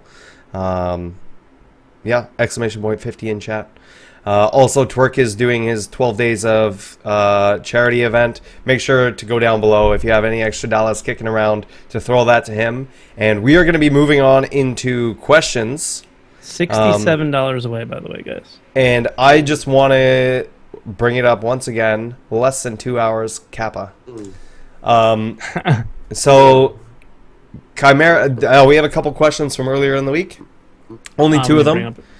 And then we have a bunch new ones here. So we're going to try and answer as many as we can, as long as it's within reasonable time here. If you have a question, !question in chat. It's the best way to get your questions to us, because I do not read the chat. I do. We read this. So it's just... But this is where we answer questions. I don't answer many questions in the chat. So from Chimera to Chaos asking all of us, what are jump points and how do they work? I was just looking at the star map and wondering what they are. So jump points, I can cover this one really easily. It's a way to travel from one system to another very quickly, because even when you're traveling at 0.2c, which is our quantum travel speed, it would take a long time, like years. Like 200 years. Yeah, at that speed. In the case of the Artemis. So you're not going to be able to do that, but that's what that's for. And so think of them as wormholes. So you basically go in one, spend an indeterminate amount of time. We don't know how much time that's going to be, but it's going to be reasonable within a play session to go to another area, right? And you'll have to navigate that or whatever. And then you'll pop out at the other side. And then you can quantum travel to everything else within that system. So that's how that is going to work. We can also find them. We can find them around, scan them down, find new ones to places unknown. Yeah.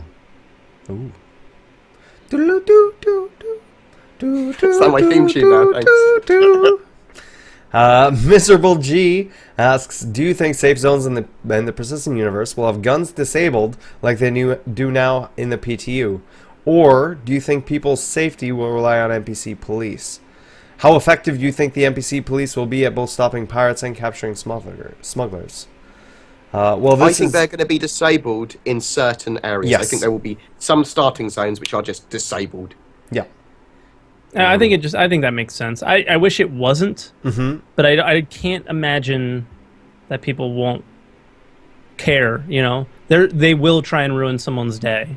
You know, as they go buy something from an NPC, just shoot them in the back of the head. You know what I mean? And who cares if somebody comes up and kills them after? So I think in some places it really is going to need to be disabled, unfortunately, just because people are dicks. Well, so I'm hoping that we do, on some cities, have the ability to carry firearms. They've talked about it in the past and said that people with high security clearances and we've got good rep, they're able to carry hand weapons with them. And they've also talked about muggings. Yeah, like with that said, like let's talk about Area 18, some place that we're relatively familiar with. In the main area of Area 18 where the shops are and stuff, no, you can't pull your gun out. But maybe as soon as you go down the back alleyway, you're enabled to take your gun out then. Or if you pull your gun out, then you'll get a warning from the NPC police. And if you don't put your gun away, then they'll shoot you. Then you get killed. Yeah. I don't think gluing it to your leg and doing that. I think that'll ruin the immersion. Yeah, I don't think that's gonna work. And then the second part was, how effective do we think NPC police will be at stopping pirates and capturing smugglers? It depends on how good those pirates and smugglers are at hiding themselves in plain sight, right? We know that you're going to be able to change ship IDs. You know you're going to be able to falsify what it looks like, who you are. We know that you're going to be able to hide and smuggle things in. That's why it's called smuggling. So it really depends. I do think, though, that it's going to be similar to Eve with security status on systems. So some systems, it's going to be incredibly hard to be a pirate. It's going to be super policed, and you're going to turn up and go, oh fuck, and just get obliterated if you're going through Terra or if you're going through like the Sol system. I think that if you just show up and you have your information hidden, you may be able to still get through it. But if you try and shoot at somebody or something you shouldn't shoot at, or they are preventing you, that's when they're gonna blow your ass out of the sky. However, if you show up and you're not trying to hide anything, and UEE sees you, then yeah, you're gonna have some issues on your hand. But yeah, I think they will be as effective as the people that they're hunting after are unprepared or not set up for that, I guess is the best way to say that. There's another word, but I can't remember it because I'm. You don't need word. Yeah, who need word? Side Slide asks, what other garage type modules would you like to see for the Crucible? I'll let one of you guys cover this one. Board, do you want to go? I have something ready. I mean, I'm not really interested in the Crucible, really. I mean, I want more scavengey, salvagey things. But that could be a garage module for it. I mean, yeah, I suppose. Yeah, so yeah, more salvagey pods. Possibly stuff for overclocking. I'd be interested in that. That was what I was going to say. Yeah, for racing. I mean, I'd like to have one as a race compartment, literally. So instead of using a Jump 890 or whatever people want to use to ferry their racing ships, their Merlins, whatever, I'd like to turn up in one of them. And then Crucible seems perfect for that, right? You tune everything, you travel it from place to place, you drop off your... Like, it's just like a trailer, right? Like, that's how people bring their cars. They bring them in trailers, and then they like fall off the back. You can open it up and you've got your pit crew right there. Exactly, and they're working with the race course. Yeah. Right. Yeah. I think I just saw an important question in the chat that I don't know if it's going to get into the form, so I'll ask it now and answer it. Okay. Carthel Selix just asked, how much will ships cost in UEC when the game goes out? Nobody knows at the moment. We don't know what UEC will cost for dollars, so it's hard to say. But yeah, they will cost some UEC. We don't know what yet. So balancing will come at a later time. Exactly. So we'll see. For now, there's just REC, which is rental equipment, and you can Google that and find tons of information on it. I think Board's probably done a video. I know I have. So you can just check out our YouTube. I've done a video. What are we talking about? What video? About rental equipment credits. So. Oh yes, indeed. We probably need to update those after 2.0. I would think so too. Yeah. Okay. So yeah, sorry. He seemed like a new guy, so it seemed to make sense to answer that one first. From Yoko Rose, what do you think they will be showing off next week for the Citizen Christmas stream that Ben keeps saying everyone will like and is special? We think the planetary landings, right? We kind of answered that. Yeah. So we also know that we've got the HOTAS pre-orders and the keyboard pre-orders. What else do we know we've got? There's a couple of other things. I don't think those are as surprising because we know that those are coming. I think they're going to try and catch us off guard with, oh my god, this is amazing, and I think that's what it is. I think it's they're happy with their pre-gen tech. Well, the Germans haven't been talking too much about what they've been on recently, so I'm assuming there's going to be some big... It'll be Randall Graves. They talk more about Randall Graves and John Rhys Davies' character. They keep showing characters, so I think we might see some more of Luke Skywalker and his lightsaber. I'm not sure if we will see more of old man at the moment. I don't know. I mean, they said they were doing some more stuff with them. Maybe they won't show it to us because they can't. I don't know. It's a hard one. I'm sure there's a couple other things we know that's going to happen, but I can't remember them off the top of my head. I mean, are we getting any more ship sales? It could be. It could also be character customization is a possibility. I also mentioned some hangar-ready ships. Look at BoredGamer. I'm thinking the Reliant. I'm thinking we might get the Reliant variants. Perhaps. I'm also thinking that we might see like the hangar-ready Starfarer / Herald, or Flyable, perhaps. Freelancers as well. I mean, I'd really like to see Freelancer seems a little, just a little early. Just the base. Oh no, come on! Because I think building assets. It's just building assets to work. They've got all the base stuff there. I think they just started kind of working on it, and like think about how long the Constellation took with the rework. But think how quick the Vanguard was. Yeah. But the Vanguard's just hangar ready. Oh yeah, but they've got the freelancer hangar ready. They just need to Think chuck about some how engines fast the on it. Saber is. Boom. But I mean, that's not even hangar ready or flyable. I'm talking about a rework of another ship, right? Yeah, It's yeah, taken no, a really long time, so I don't know. Might take a little while. We're just randomly I want the guessing freelancer now. just as bad as everybody else, but I don't know how long it'll take, you know? Yes, screw the Cutlass. Lol, lol, lol, lol, lol, lol. Eric Ate My Pirate. Ben raged on Cutlass, guys. Eric Ate My Parrot asks, the F8 Lightning was shown as one of the most superior Oh, fighters. headphone battery. We know Sorry. that it will not be for sale, despite that it could hold a heavy real money price if they did. If CIG decides to make ships for other purposes that aren't for sale, will they all be larger and better than the purchasable ones, or do you all think that they might be immediate ships in the future that are worse than pledged ships that won't be for sale either? I'm hyped about non-purchasable ships. There is another They ship. will all be obtainable. Yeah, everything will be obtainable in the game, but there's a couple other non-purchasable ships that we know about already. The F-7A Hornet is not something you can purchase. That is the military spec Hornet, as well as the Bengal, are two ships that I can think of off the top of my head. I'm expecting there's going to be lots of other military versions of the ships. And a lot of or alien similar ships stuff. as well. Yeah, and that we're not going to be able to purchase with real money. That's one of the joys of the game. We're able to buy them in game. We're able to buy them with rep. We might be able to buy the F7, the F8 eventually in game with money and rep, within game currency. I mean the idea is that civilians aren't supposed to have super high tech military stuff. Yeah. Now, I'm sure that some civilians will for various reasons, or have super large bank accounts in game. So it's important to keep the world diverse and a bit different. But those ships also, they're not the best of the best of the best. I mean, that super heavy fighter, that's not going to have a low signature. That's going to attract missiles like a little bitch. Yeah. I mean, it's going to be lighting up. It's not going to be stealthy at all. I mean, Sabres are going to be able to come around it and go, well, it can't see us. Yeah. Sabres are going to have a field day with it. I mean, there's going to be lots of rock, paper, scissors with that ship. It's not just the best. And no ship really should be seen as the best. There are certainly best ships in role, such as like the Orion. The Orion's going to be one of the top tier miners, if not the top tier miner. The Yeah. Reclaimer's going to be the top tier salvager. But that doesn't make them... The combat's a bit different.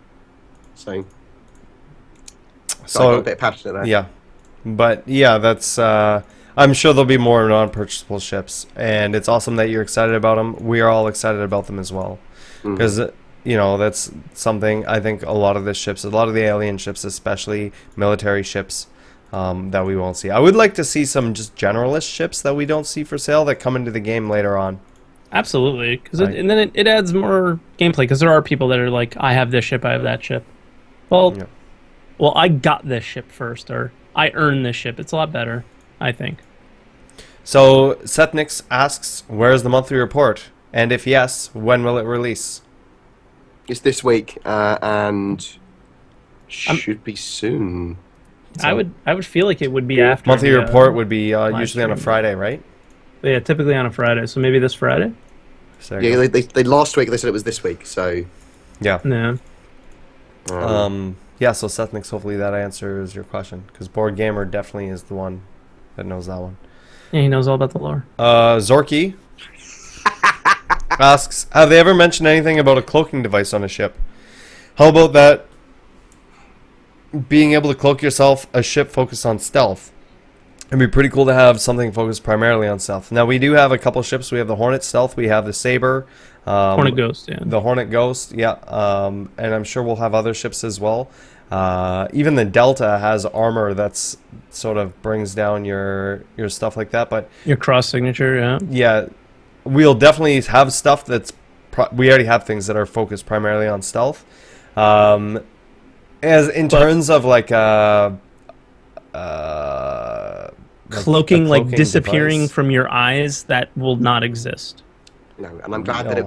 I hope they never include it. I mean, No. I'm very much in for stealth fighters being really, really hard to spot, low profile, With your radar. really high tech stuff. Yes, Yeah. but having stuff invisible. I mean, that doesn't make much sense in space No. because You it's probably can't going to see generate most a of it huge anyways. EM signature if So- you like going Yeah. invisible. So, guys, Zorky just typed in the chat. He said, mostly thinking about non-fighter stealth ships. Yeah. Do we think that those Oh, will like- exist?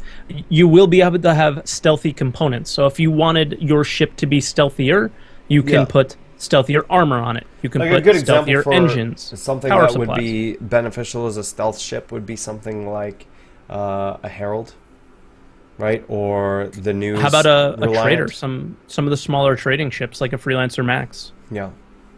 Like to have things like as low signature stuff as possible. Even the Cutlass Black comes with the lowest signature stuff. Yep, absolutely. But yeah, that's why. Yeah. You were gonna say something, Bored? No, I was going to talk about the Cutlass again briefly and just say that's one of the reasons that there was so much trouble with the Cutlass is because they tried to balance it for too many things and allow it to do everything. They're like, it's going to be quite stealthy, it's going to be this, it's going to be that, it's going to be this, it's going to be that. And that's why it was originally the only ship I had when I was not very much money into Star Citizen. I was like, the Cutlass sounds cool because it can do everything that I want it to. They got into trouble for that. Naughty CIG. Yeah,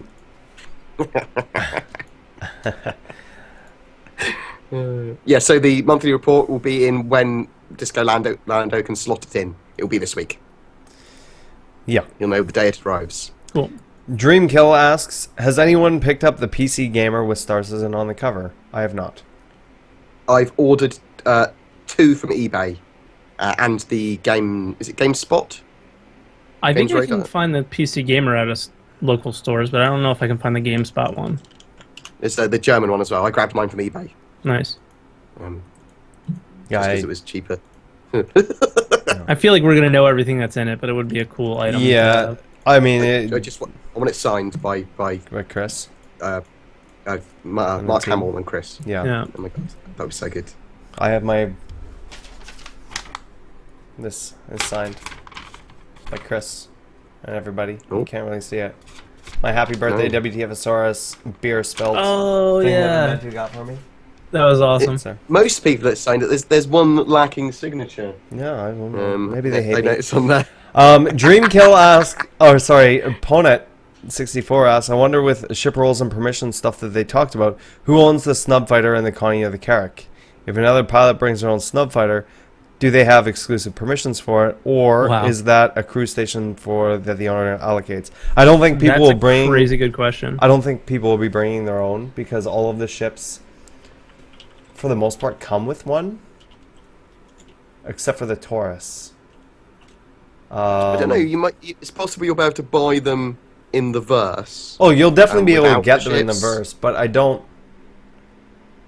And I'm assuming that you'll be able to remove that dock entirely for those ships as well, and maybe put one on the Taurus. The Taurus doesn't have that dock, does it? No.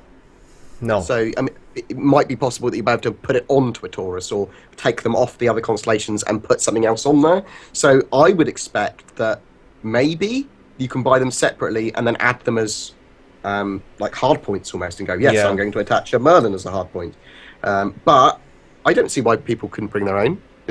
Dock. I mean, So it stands as its own but standalone once you ship. dock it, Yeah, once you dock it, is it the pilot's? No, Like, it wouldn't will be, I the wouldn't permissions change? How will they change? Can the wouldn't. pilot be like, my Merlin now? Like, No, you know, so that doesn't make any sense. it doesn't. But I don't think they would do it that way. I think it would be whoever owns the ship, it's their permissions. They can open it to everybody, or they can just leave it for themselves. yeah. Yeah, but also I assume that they wouldn't be able to leave the dock unless the constellation allowed them to as well. Yeah, they wouldn't be able to. Snug. Yeah, I don't know. It depends. We don't see that mechanic in game yet either, so we don't know if you have to be fully stopped, which I imagine you'll have to be to get the snub fighter out, or what that process is. But I don't imagine, aside from having to stop, I don't imagine those permissions would change, because it is still its own standalone ship. It's just parked on another ship, right? That's like 100% no, and I don't. That's a think question I for the would- designers. This is what I would say is, do you think that people's individual Hornets that are in an Idris belong to the Idris? Or a Crucible, yeah. Yeah, no. It doesn't make sense from a gameplay perspective. So I'm going to say 99.9% that it would stay the owners. No, you're right. You're right. Docked ships will remain the the ownership of their owner Yeah. and permission-wise as well, because otherwise it'd be really odd with the hospital ships and stuff. Yeah. So you could go, well, The Crucible. you're screwed. Stuff like that. Yeah, It's like, yeah. I'll repair you for Crucible free. stuff. Thanks for the ship, bro. Yeah. Long I'm just going to run. give this Yeah. permission to my friend for him to fly it away and put it in my hangar, you know, like... We'll find exactly out how the permissions work later. So. Yeah. But once Yeah. again, that'll all get balanced to make sense. That might be griefing. Yeah, that would. Hunter That would be- Killer 249 asks, what is the best ship starting for a medic? I'm gonna say a Cutlass Red. Me too, that's what I was going to say. Unless we see medical components for smaller ships. What about an Aurora? You can put them in your bed. I mean, if you want, this is the thing. Get well, you can put a thermometer in their mouth and put them in your bed. And say, get well, Saurus. In Avengers Stalker, you can chuck them in all the cryopods. Yeah. Yeah, they're Yeah. fine. Just dump them at hospital. Just freeze off the sickness. Yeah, so if you want the best medical ship, you want an Endeavour Hope. But if you're talking Yeah. just a whole hospital ship, but I mean, for a starter, yeah, it's the Cutlass Red, isn't it? Yeah, I think that's the smallest one that we can think of and we know of right now that has that ability. That's not to say that Mustang won't have that later, or an Aurora, or a 300 series, or whatever. If they release that, obviously, then that'll be a better starter ship. But the lowest point... It's quite possible that any ship with a living space or the ability to move around with another person in, you could have medikits there and have medical tools that you could do patch-ups on them. Yeah. Yeah. But you'd need some form of space, even if it's just a little bit for them to lie down. I mean, basically, if you break both your legs right now in Star Citizen, all you have to do is stab yourself in the elbow, and you're good. Oh, but it needs- feels so good. It feels so Who good. needs a special ship? Just stab yourself in the elbow. With the jelly, the special jelly. The special makes your jelly legs that heals feel- everything. Let it go in your Gunshot hands. wounds, broken legs. That's so good. Oh man. It does it all. Great Goomba asks, where does the fun, piracy, crime, end, and griefing begin? Have you experienced? Okay, we already got that. Yeah, we one. kind of answered that one. I covered that already. Don't grief. You know if it's griefing because you feel like a dick. Yeah. Don't grief. Yeah. Hyper Druid asks, with the ships such as the Cutlass Red, what do you think the likelihood of it using players to rescue players? Using this it to would be, rescue players. yeah, this would be really exciting for me personally. Well, that's what it's made for, so I imagine that's what people are going to mostly use it for. Yeah. In Eve, expensive implants are a way to entice you to save yourself after your ships die instead of just respawning, but without reason to live after your ship blows. What do you think to encourage people to call for help in Star Citizen? Well, we know that that's what they're going to do. There might be death tax. There might be reputation loss. There's lots of stuff that you could lose when your character dies. You'd not want your character to die. But I think he's talking about with the Cutlass Red, like where does it fit in? And that's sort of for minor things, you can get healed on the Cutlass Red. For major things, it will be able to hold you until you get to a Hope or whatever, an Endeavor. Or a landing zone hospital. Or a landing zone hospital, right. So think of it more of like an ambulance where they have some ability to fix and treat some things there, but not things like if you're missing an arm or a limb or something like that and need a robotic implant or something. And then at the end he says, great stream as always and keep up the good work, gents. And thank you. That is very much Thanks. appreciated. We do a lot of work on this podcast. Steve J 1397 asks, is there a good guide on how to use the issue council and how and where to suggest new or changed features? I might have done that as part of my tutorial. Shameless tutorial plug. But I can't actually remember if I did. I know I've done a few run-throughs on my stream, but I don't know. It's literally on the issue council, though. If you actually go to the issue Yeah, council it helps page, you figure it out. Yeah, there's a best practices stuff that goes through it step by step. Yeah. Of how to do it properly. If I haven't done a video of it, I will do one tomorrow or the weekend. I'll put it on my list of things to do now. That's a good point.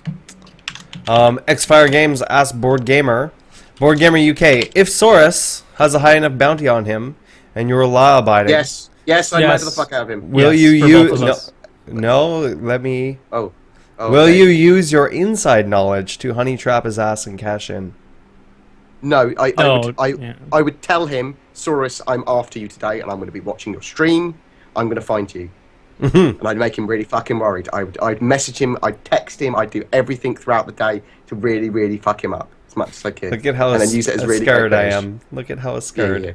You're mad. If I'm fucking coming for you, Saurus, you're going to be fucking scared. I'm like the fucking wind. Yeah. Yeah, I'd happily murder the shit out of him, but I wouldn't. I I'm wouldn't just honey like a trap fart in him the wind. because out of character stuff Yeah. should remain out of character. The in-game stuff. I mean, look, if we couldn't trust each other, if Saurus could honey trap me when I've got all of my ships with me with Nomad Black because they're all offline and I'm not, and he could steal my fleet, I mean, I'd never trust him in IRL again. So we can't do that to each other. Yeah. We'll do everything in game, and it's fair. All is fair in love and war. All I in have to game, say but- is this is the face I make when I sell my friends into slavery. So yes, come Yeah, after so- me, board gamer. But we won't honey trap each other with Yeah. like, oh, Yeah. Saurus, let's do some work together. Yeah, no. I've stolen all your Or shit, it's lol. like, or you know, And we will never stream snipe each other. None of that. we have stuff. also said things like, notice how board gamer doesn't say anything, that weasel. How we said, listen, if board gamer's making a video or if I'm working on something or whatever, we'll give each other the heads up and just be like, okay, look, you know, today's like a Today's murder day. no murder day or whatever. But yeah, I mean, unless shit goes down and it's inevitable. Unless that's part of the Right. video. Right. Obviously. Xfire Games asked me, when am I looking to start up piracy? Straight from the get-go or feel out the game mechanics at first at launch? I'm already kind of doing it. I'm loving now, it. I mean, the thing is a lot of people look at me as a griefer because piracy includes stealing things. I steal ships when I can steal them. I've stolen a whole shit ton of constellations. It's hilarious.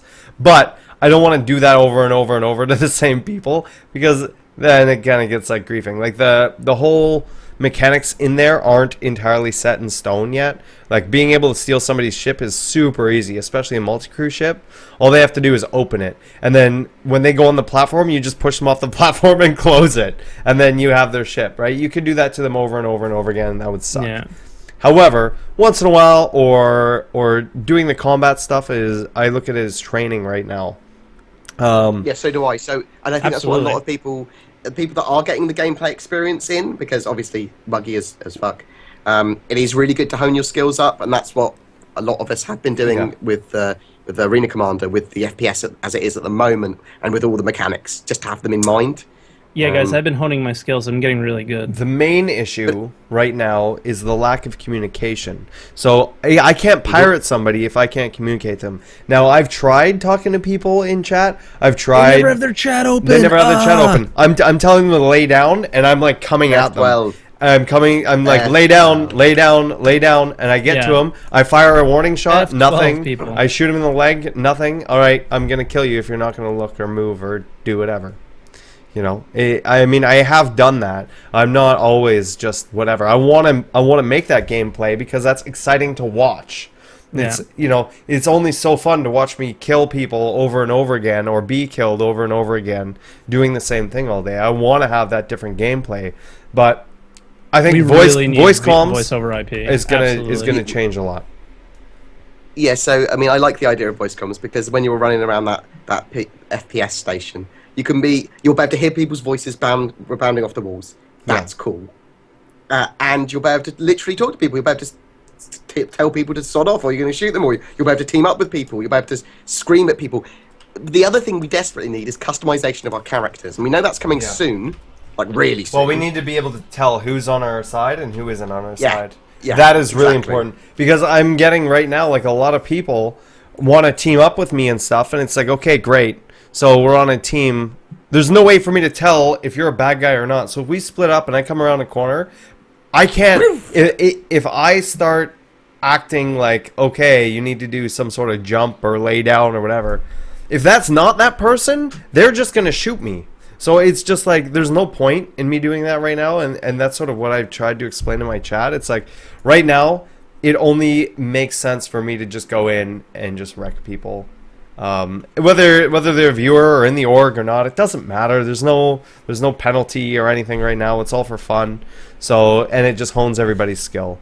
You know, and that's sort of where I come from with that.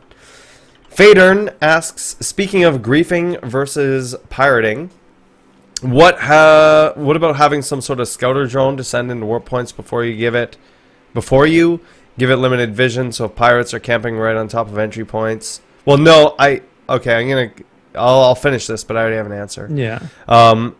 Giving pirates a reason to hide and wait rather than camp entry points. It creates tactics to piracy other than outright camping, which kills the PvP IMO.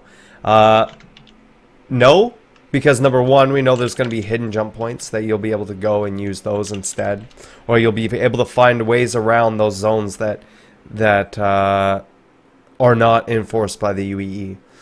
So if somebody wants to camp there and pirate that station, then that's the thing. Like it doesn't make sense for the data to be sent back through a video, through a thing, and that's the whole point of the smuggling and the info running and stuff like that as well. I think a lot of people have got it into their heads that like it's going to be blockading in EVE with the alpha strikes. So people are going to come out of warp.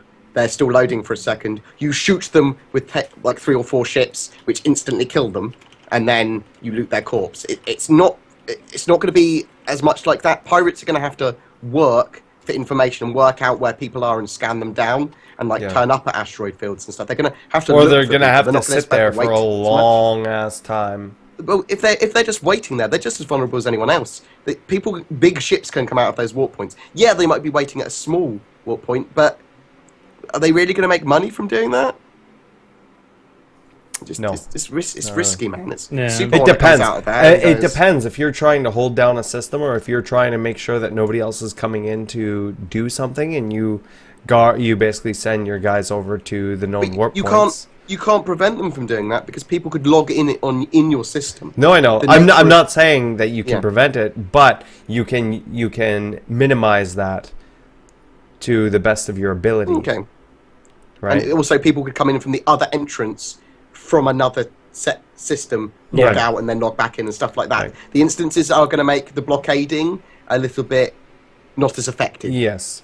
So and we still have no idea how many people we're going to be able to have. Like if you look at what we have in servers now, it's pretty small. Yeah. In terms of how many players we can have and what we can do, they definitely need to grow to get to that point, right? So. Yeah. Xfire Games, again, as all of us, do you think instancing might cause an issue with PvP in general, particularly when thinking about Javelin Idris-sized ships? You say talking about taking 5 Idrises into an area, but if they have 30 crew members apiece, instances might be too small. No, and I'm going to tell you why in a second. For such large-scale battles, do you think this will be an issue? Have any off-the-cuff suggestions that will make it work? Yes. Make the inside, and this is going to be the case for larger ships, its own instance. Problem solved. And then the ship counts as one person. And so the inside of ships, they have their own physics grids. They're their own instance. So yeah, that fixes that issue. Done. Xfire's game... As BoredGamer, with your Fringe World militia setup, is that going to be heavily roleplay for yourselves or just the basis of your corp? Being anti-UEE, won't that be semi-pirate yourself? No. I.e. shoot every player and banning merchantments. No, we're definitely not shooting players. We are very law-abiding. We don't like the UEE and we don't like terror. It doesn't mean that we don't follow what they say. So we're just... used to having to defend ourselves from the aliens and realise that the UE don't really give us anything back. They don't really defend us, and you have to protect yourselves, otherwise you're screwed. And we're a private military organisation, so we have made a profit from protecting other people. Very, very anti-pirate, but more anti-alien than anti-pirate. And we're not anti-UEE, we don't like them. It's just bleh. And I like the idea of light roleplay with filming as well, just because I think it adds more flavour to stuff. Going full roleplay is probably a bit too hard when you're filming, because stuff might not happen as intended, and you might have to change bits and edit bits out. You might lose some of the juicy roleplay. So yeah, light roleplay. I am Balaclava asks, what happened to hanger modules? Could it take us 200 million in the next year if they implemented it in a cool way? I don't know what happened to hanger modules. I would like to see them. Me neither. I'm so excited for it. I'm still excited for it.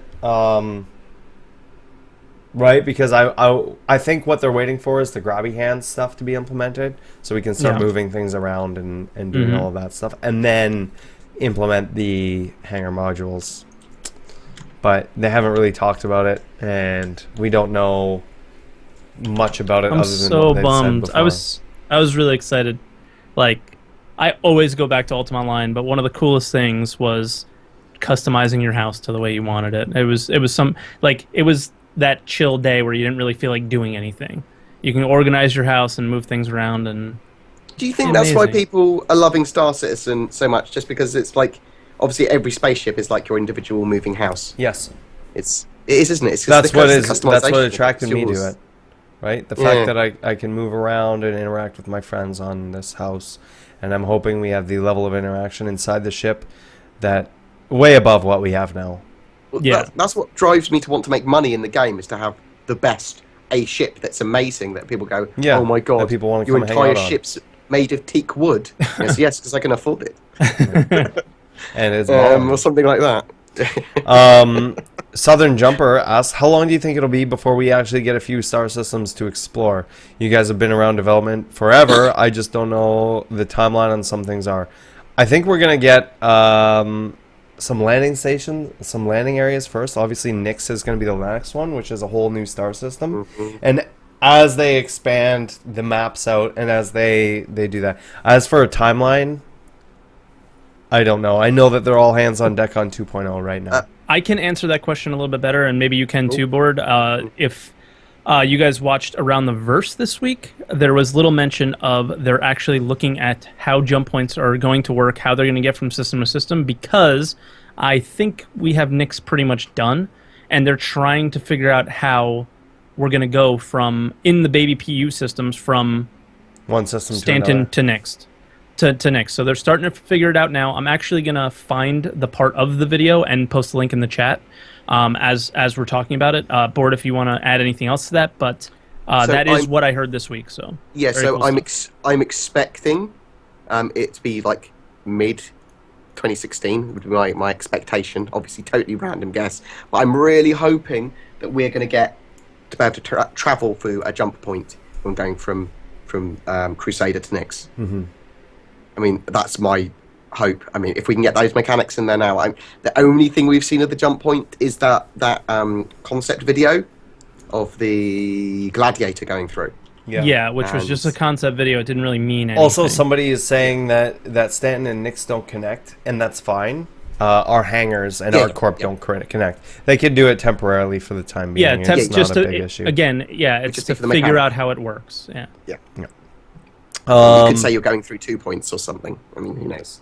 Yep.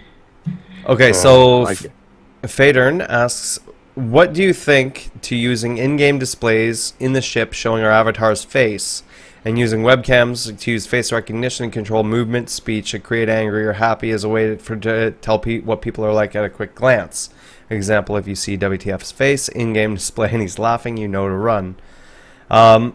We know that that's something they want to do. They want to use the webcam so it tracks people's faces. I'm going to actually pick up another webcam specifically for that. And that's tech that they're working on and they want to do. So you can see people's reactions and you can interact with them, right? Because that just adds those levels of immersion. And they have talked about that multiple times. So I don't know if you guys have anything to add to that. But I think that's one of those things that Chris kind of mentioned a long time ago, and I haven't heard much from it since. Have you? Yeah. I think that might be one of those things that, like, I really would like to be able to do this, but I don't actually know if I can do it, type of thing, you know? I think the technical aspect of it, I don't think is too difficult. I think... think about the netcode right now with the game, and then think about how it has to act within the game. Right. I think it would. I don't know. I don't know. I how don't think it would be possible. that difficult, but I think it's not something that's going to be coming in with launch. Definitely. I don't think it'll so. be Yeah. something I think it would that be maybe awesome. come after. Obviously. And if not, then remember there is modding, right? Like there will be mods that you can use for things like that, I'm sure, in the actual game. So yeah. For anything that's like that, or anything that's not in the game that you think could be in there and wouldn't affect the balance of it, I'm sure CIG would probably allow it. Shake and Bake asks, when will pirates be able to lose their citizenship? Bad behavior can see a citizen lose their citizenship, becoming a lowly civilian of the UE. Pirates don't even need their citizenship in the first place. Yeah, they can go off to Banu space or one of the outlaw worlds. Yeah. But I mean, they'll be stripped of more of being a citizen or civilian. I mean, they'll be outlawed from UE space. Yeah. People will hunt them down when they're around if they get too bad. So Yeah. yes, So you can lose your citizenship. Absolutely. Cordover asks, obviously FPS is still pretty rough at present, but what other feature can we expect as it's developed? Do we know if there will be a vaulting mechanic? There's probably going to be a few things. We know there's different stances. We know leaning is missing. We know even the EVA that we have is super simple right now. We're looking for push-pull mechanics. Those are coming. Grabby hands are coming. Would you like me to continue? There will be like going down and through vents and all of that, so you're gonna have different stances for when you're crawling or crouching or whatever. So yes, there will be most definitely vaulting or like different types of jumping, most likely. And that kind of goes along with that thing where everything has to make sense in the third person view, right? Where they had some issues with for a while. Yeah. So yeah, I don't know. I think so. We'll definitely see it. They've said they're going to see it. I just don't know how long it'll take. Okay, and we're going to do one more question here. I know I didn't get to everybody's, but I'm going to get one more here from Muyemi. Seeing WTFosaurus play in the FPS area and sneak around, EVAing to watch people fly in to shoot them, I have the question. Will there be more or more diverse ways to maneuver in zero gravity for combat, espionage, etc. when the ship is too large for the job? Most definitely. We know that absolutely, yeah. that salvaging is a perfect example of this, right? Where you're going to have to go out and it's going to make sense to detach weapons or do whatever to get that away. Because the Redeemer, or the Reclaimer, sorry, from what it looks like, it just grinds that shit up into base materials. So I would imagine that going out and having that sort of gameplay. Same with mining. Things might happen with your thing that you can't fix from inside the ship. You'll have to send somebody out to go and fix it. So yeah. So that ends those questions here. If you did ask a question, no, I didn't mean that. 10 minutes. I mean, we were almost getting to the 2 hour mark. We're pushing it back. The tide of questions. Yeah. There are some other questions here that we will tackle next week. If you have any questions in between now and next week, we are going to have a special episode of Redacted, by the way, next week, which is for the anniversary stream. We're going to do it where we're all just on the bottom of the screen, just hanging out, talking. What day is it? It's Wednesday. It's a Wednesday. 11 Awesome. a.m. till infinity p.m. So yeah, it'll go from 11 till whatever, and then we will continue, just like we did with the anniversary stream. Yeah, if you saw like our CitizenCon stream, it'll be just like that. Yeah. Yep. But yeah, BoredGamer, where can we find you, and what are you up to this week?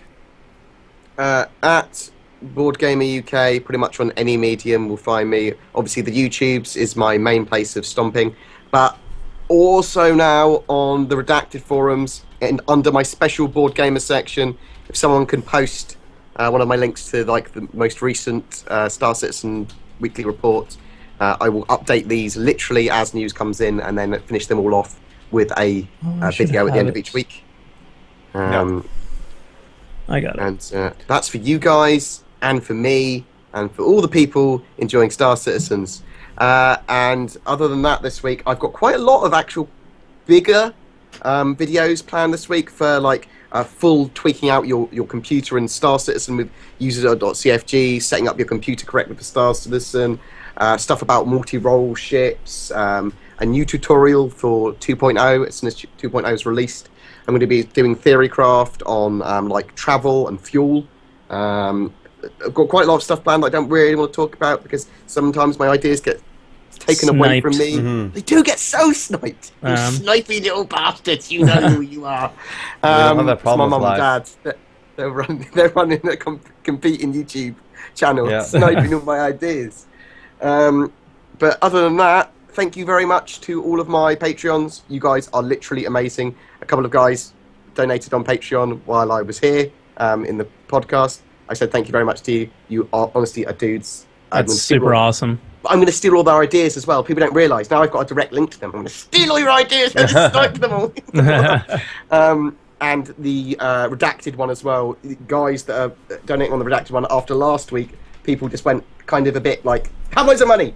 Thank you so much. That genuinely helps. Saurus put a sod ton of money down for the website and the forums. And we've got SoundCloud, and we have to pay monthly expenses and stuff like that. And there's loads of stuff that we want to do with Redacted, although we will do that without the support from Patreon. It makes it so much easier and quicker. It does. It makes it easier. But even if you can't donate to money because you don't have it, or you're not inclined to do so, giving your ideas, giving your feedback, literally communicating with us anywhere, email, the Redacted forums here, really does genuinely help us. Absolutely. We're all in Star Citizen together. Go team! Slap. Stop stealing my high fives, you fools. Hold on. There we go. Yeah, yes. If you, I'm not doing it. It's not a steal if you don't. It's not my thing anymore. It's not a thing if you don't. So it doesn't matter. Getting rid of the emote. Yeah, don't anymore. No, I'm reclaiming it for the militia. Screw your pirates. And Twerk17, what are you up to this week, and where can people find you? So obviously you guys can find me right here on twitch.tv/Twerk17. You guys can find me on Twitter and YouTube at Twerk17Gaming. Again, what I'm going to continue to be doing this week is the 12 days of giving. You guys are super awesome. Thank you so much for donating today. And I'm going to take the time out instead of to hype up what I've been doing is kind of what happened today. You guys are super awesome. So 3 people, I think, or 4 people subscribed during the podcast just now, and we had $273 in donations, which is absolutely amazing. Nice. So you broke your Super goal? Mac Brothers, or actually, hold on, I got to go up a little bit. Halal donated $10. First WP donated $20. Hunter Killer and Wakiki Smoke subscribed. Super Mac Brothers donated 10. Mebahol donated $2. Terrible Username donated 20. Live Acoustic donated 10. Terrible Username subscribed. Steve J 1397 donated 5. Set Middle donated 1. Argumentum HD donated $100. Southern Jumper donated or subscribed, and that's it for the people that were during the podcast. So thank you so much, guys. It's absolutely amazing, and it's going to a really worthy cause, and I really do appreciate it. So Saurus, before you do your end thing, 2 more things I wanted to mention that I totally forgot about. $36 left, by the way. 37, excuse me. I'm doing my Secret Santa thing. I was going around pretending I'm a secret Star Citizen millionaire, giving people free ships. I've been doing it to a couple of people. I did it on Facebook. I did one on Reddit. So I'm going to still be doing that. I mean, I go because I'm a little bit manic. I sometimes go, oh, I need to be generous. So I go a bit mad. So I've been doing that. There's also on if you reply on any of my Star Citizen videos between now and the 1st of 2016. There's a chance to win a starter pack and lots of other stuff as well. And I'm just doing it. I'm giving it away to some people that do any form of reply on my videos. And you don't even need to be subbed. That's how nice a guy I am. That's very nice. It's super nice. For me, I'm going to be playing some Star Citizen in between now and forever. You can find me on twitch.tv/WTFasaurus and twitter.com/WTFasaurus. Once again, once I find a little bit more time, I will be working on the website again. Now that BoredGamer is feeling better, we're going to be able to move forward on a couple other things. It is really important. I can't explain how much that the Patreon for Redacted TV is important. Extremely, guys. It relieves a lot off of me. I also want to say thank you to just the community in general for just being fucking awesome. I know I can speak for myself and Twerk and BoredGamer that you guys have all been really supportive, not only of us as streamers and people, but us as a team and everything like that. And it means a lot to see that day in and day out we're getting the people that support us just by being there, let alone whether they subscribe or follow or whatever, being there, interacting with us, making our job a lot easier. Smashing our face up against these things. I know a lot of you guys are waiting to try and get into 2.0. I know a lot of people aren't in there, but believe me, it's really tough to play that 7-8 hours every day when you're getting 5-minute game sessions. So I do want to say thank you to everybody in the community for just being there for us since you've been to these channels. So very much appreciated. You have no idea. Thank you so much, guys. You guys are dudes, and thank you for letting me vent about bipolar disorder and manic depression and stuff the other week. It's very appreciated. I love the fact you were giving to bipolar disorder charity. Twerk, you're a gem for that. That was one of the biggest streams that I had as far as the donations went, because I think a lot of people are affected by it. A lot of people in the channel had family members. And break down the social taboos of being able to talk about mental illness. Break them down. Make it okay. We are going to end the giveaway right now. So, yep. Logan just Did I win? I didn't even. Did you? I should have entered. Save myself $50. I just closed it. 270 people entered. The winner. You'll have to say something in chat. The winner is the Flying Space Spider. Flying Space Spider. That's not me. Congratulations. With a 0.4 chance. Yep. Do me a favor and send me a message on Twitch with your RSI So you're going to be sending handle. WTFosaurus a message. Yep. Not myself. RSI handle and your email address. He's one of my subs. He knows where to do this. He knows the deal. Yeah, congrats. And yeah, I'm not going to be on stream right after this. I actually have some errands I have to go run and get rid of. Or get done, sorry. But I will be on shortly after. It is currently 3:20 for me, so I imagine I'll be on around 5 or 6. So I'll put up my away stream stuff. But yeah, thanks to everybody who came by. Very much appreciated. And we will see you guys next Wednesday. Are we hosting anyone? Is anyone going on live after this? Are you live doing? You want to do? You want to do a raid? Someone. Yeah, you got to raid okay, someone. you guys want to do a raid? All right, hang on. Hang on. Let me pull this up then. By the way, he didn't respond, so I'm gonna reroll. Can we raid Chubby Defender again? He was so happy. Let me see who's online. Let me see who's online first. Hang on. Source, it's up to you, because I know what you do with your subs is if they win, they win. So it's up to you what you want to do. But he hasn't responded. Yeah, that's. I don't want to put you on the spot on stream, obviously, but people are asking. It's too late. But yeah, no, that's the deal that I give my subs, and this is my giveaway. So deal with it. Okay, be a sub to me. Okay, so this is what we're gonna do. I am on.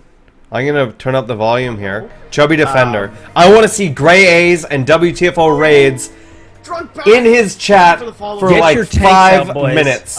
And we're gonna sit here and make sure you guys do it. Wow. Get the tanks out. It's so fun to see it on their face. Watch this, watch this. He doesn't even know what's coming. Chubby Defender is, I think he's a sub to you as well. It feels like not everything is in yet. He pays us $1,000 a month to raid millions. Millions. So let me just throw this up in chat here. Let me go. Because this is an alpha game. I mean, everything's subject to change. Still, no, he's not a sub, but that's okay. But that's even okay. if it's not perfect, it comes out and it's animation. That's all right. Let's rate somebody else. I can't. I'm sending messages too quickly because I'm not whatever. So. Okay, I'll spam it. WTF? Because you're not. the owner. Shoot! And the board gamer, welcome back, guys. Watch this, watch this. Hello. Shit's gonna blow up. Shit's gonna blow up. I'm seeing a lot of WTFO raids. I want to see some grays as Some well. fucking tanks and grays in there, boys. Oh my god. Oh my god. Thank you. I don't have an emote yet. for that You guys raid. need to make me an emote on your Holy channels. shit. Come on, guys. Well, we need to If have you this listen, Crazy, listen. man. You get me to Welcome 1,000 back, subs, I'll give you a Yeah. board gamer remote. Uh-oh. You give me the 250, I'll give you a board gamer remote. There you go. I'll work with. I'm 100 and. Yeah. Twerk's 100 away. I'm about 430 Thank you away. for the follow. I'm gonna Tanks try are getting to keep up banned? with No. follows here, if I can. Don't get banned, man. Voice Don't get Noodle. banned. The only thing that annoys me about Chubby Defender is look at the Thank you for Chase playing following, PC guys. games in. That's not appropriate for PC What gaming. do you That's mean? far too All comfortable. these- That That's is way so- too console. That's the most Man, MLG thank you, console WTFO, for that raid. console fucking chair I've ever seen. But he plays on the joypad, but he's really good on the joypad. Yeah. He's like, Oh, he he's plays like- the joypad? That is But so he's good. cool. So you can people can ask about that then. I've not met anyone that uses it yet. he's actually good at FPS with the joypad. And guys, he's got sick. 230 follows, so make sure you give him a follow as well. Yeah, definitely. Throw him a follow, Um, guys.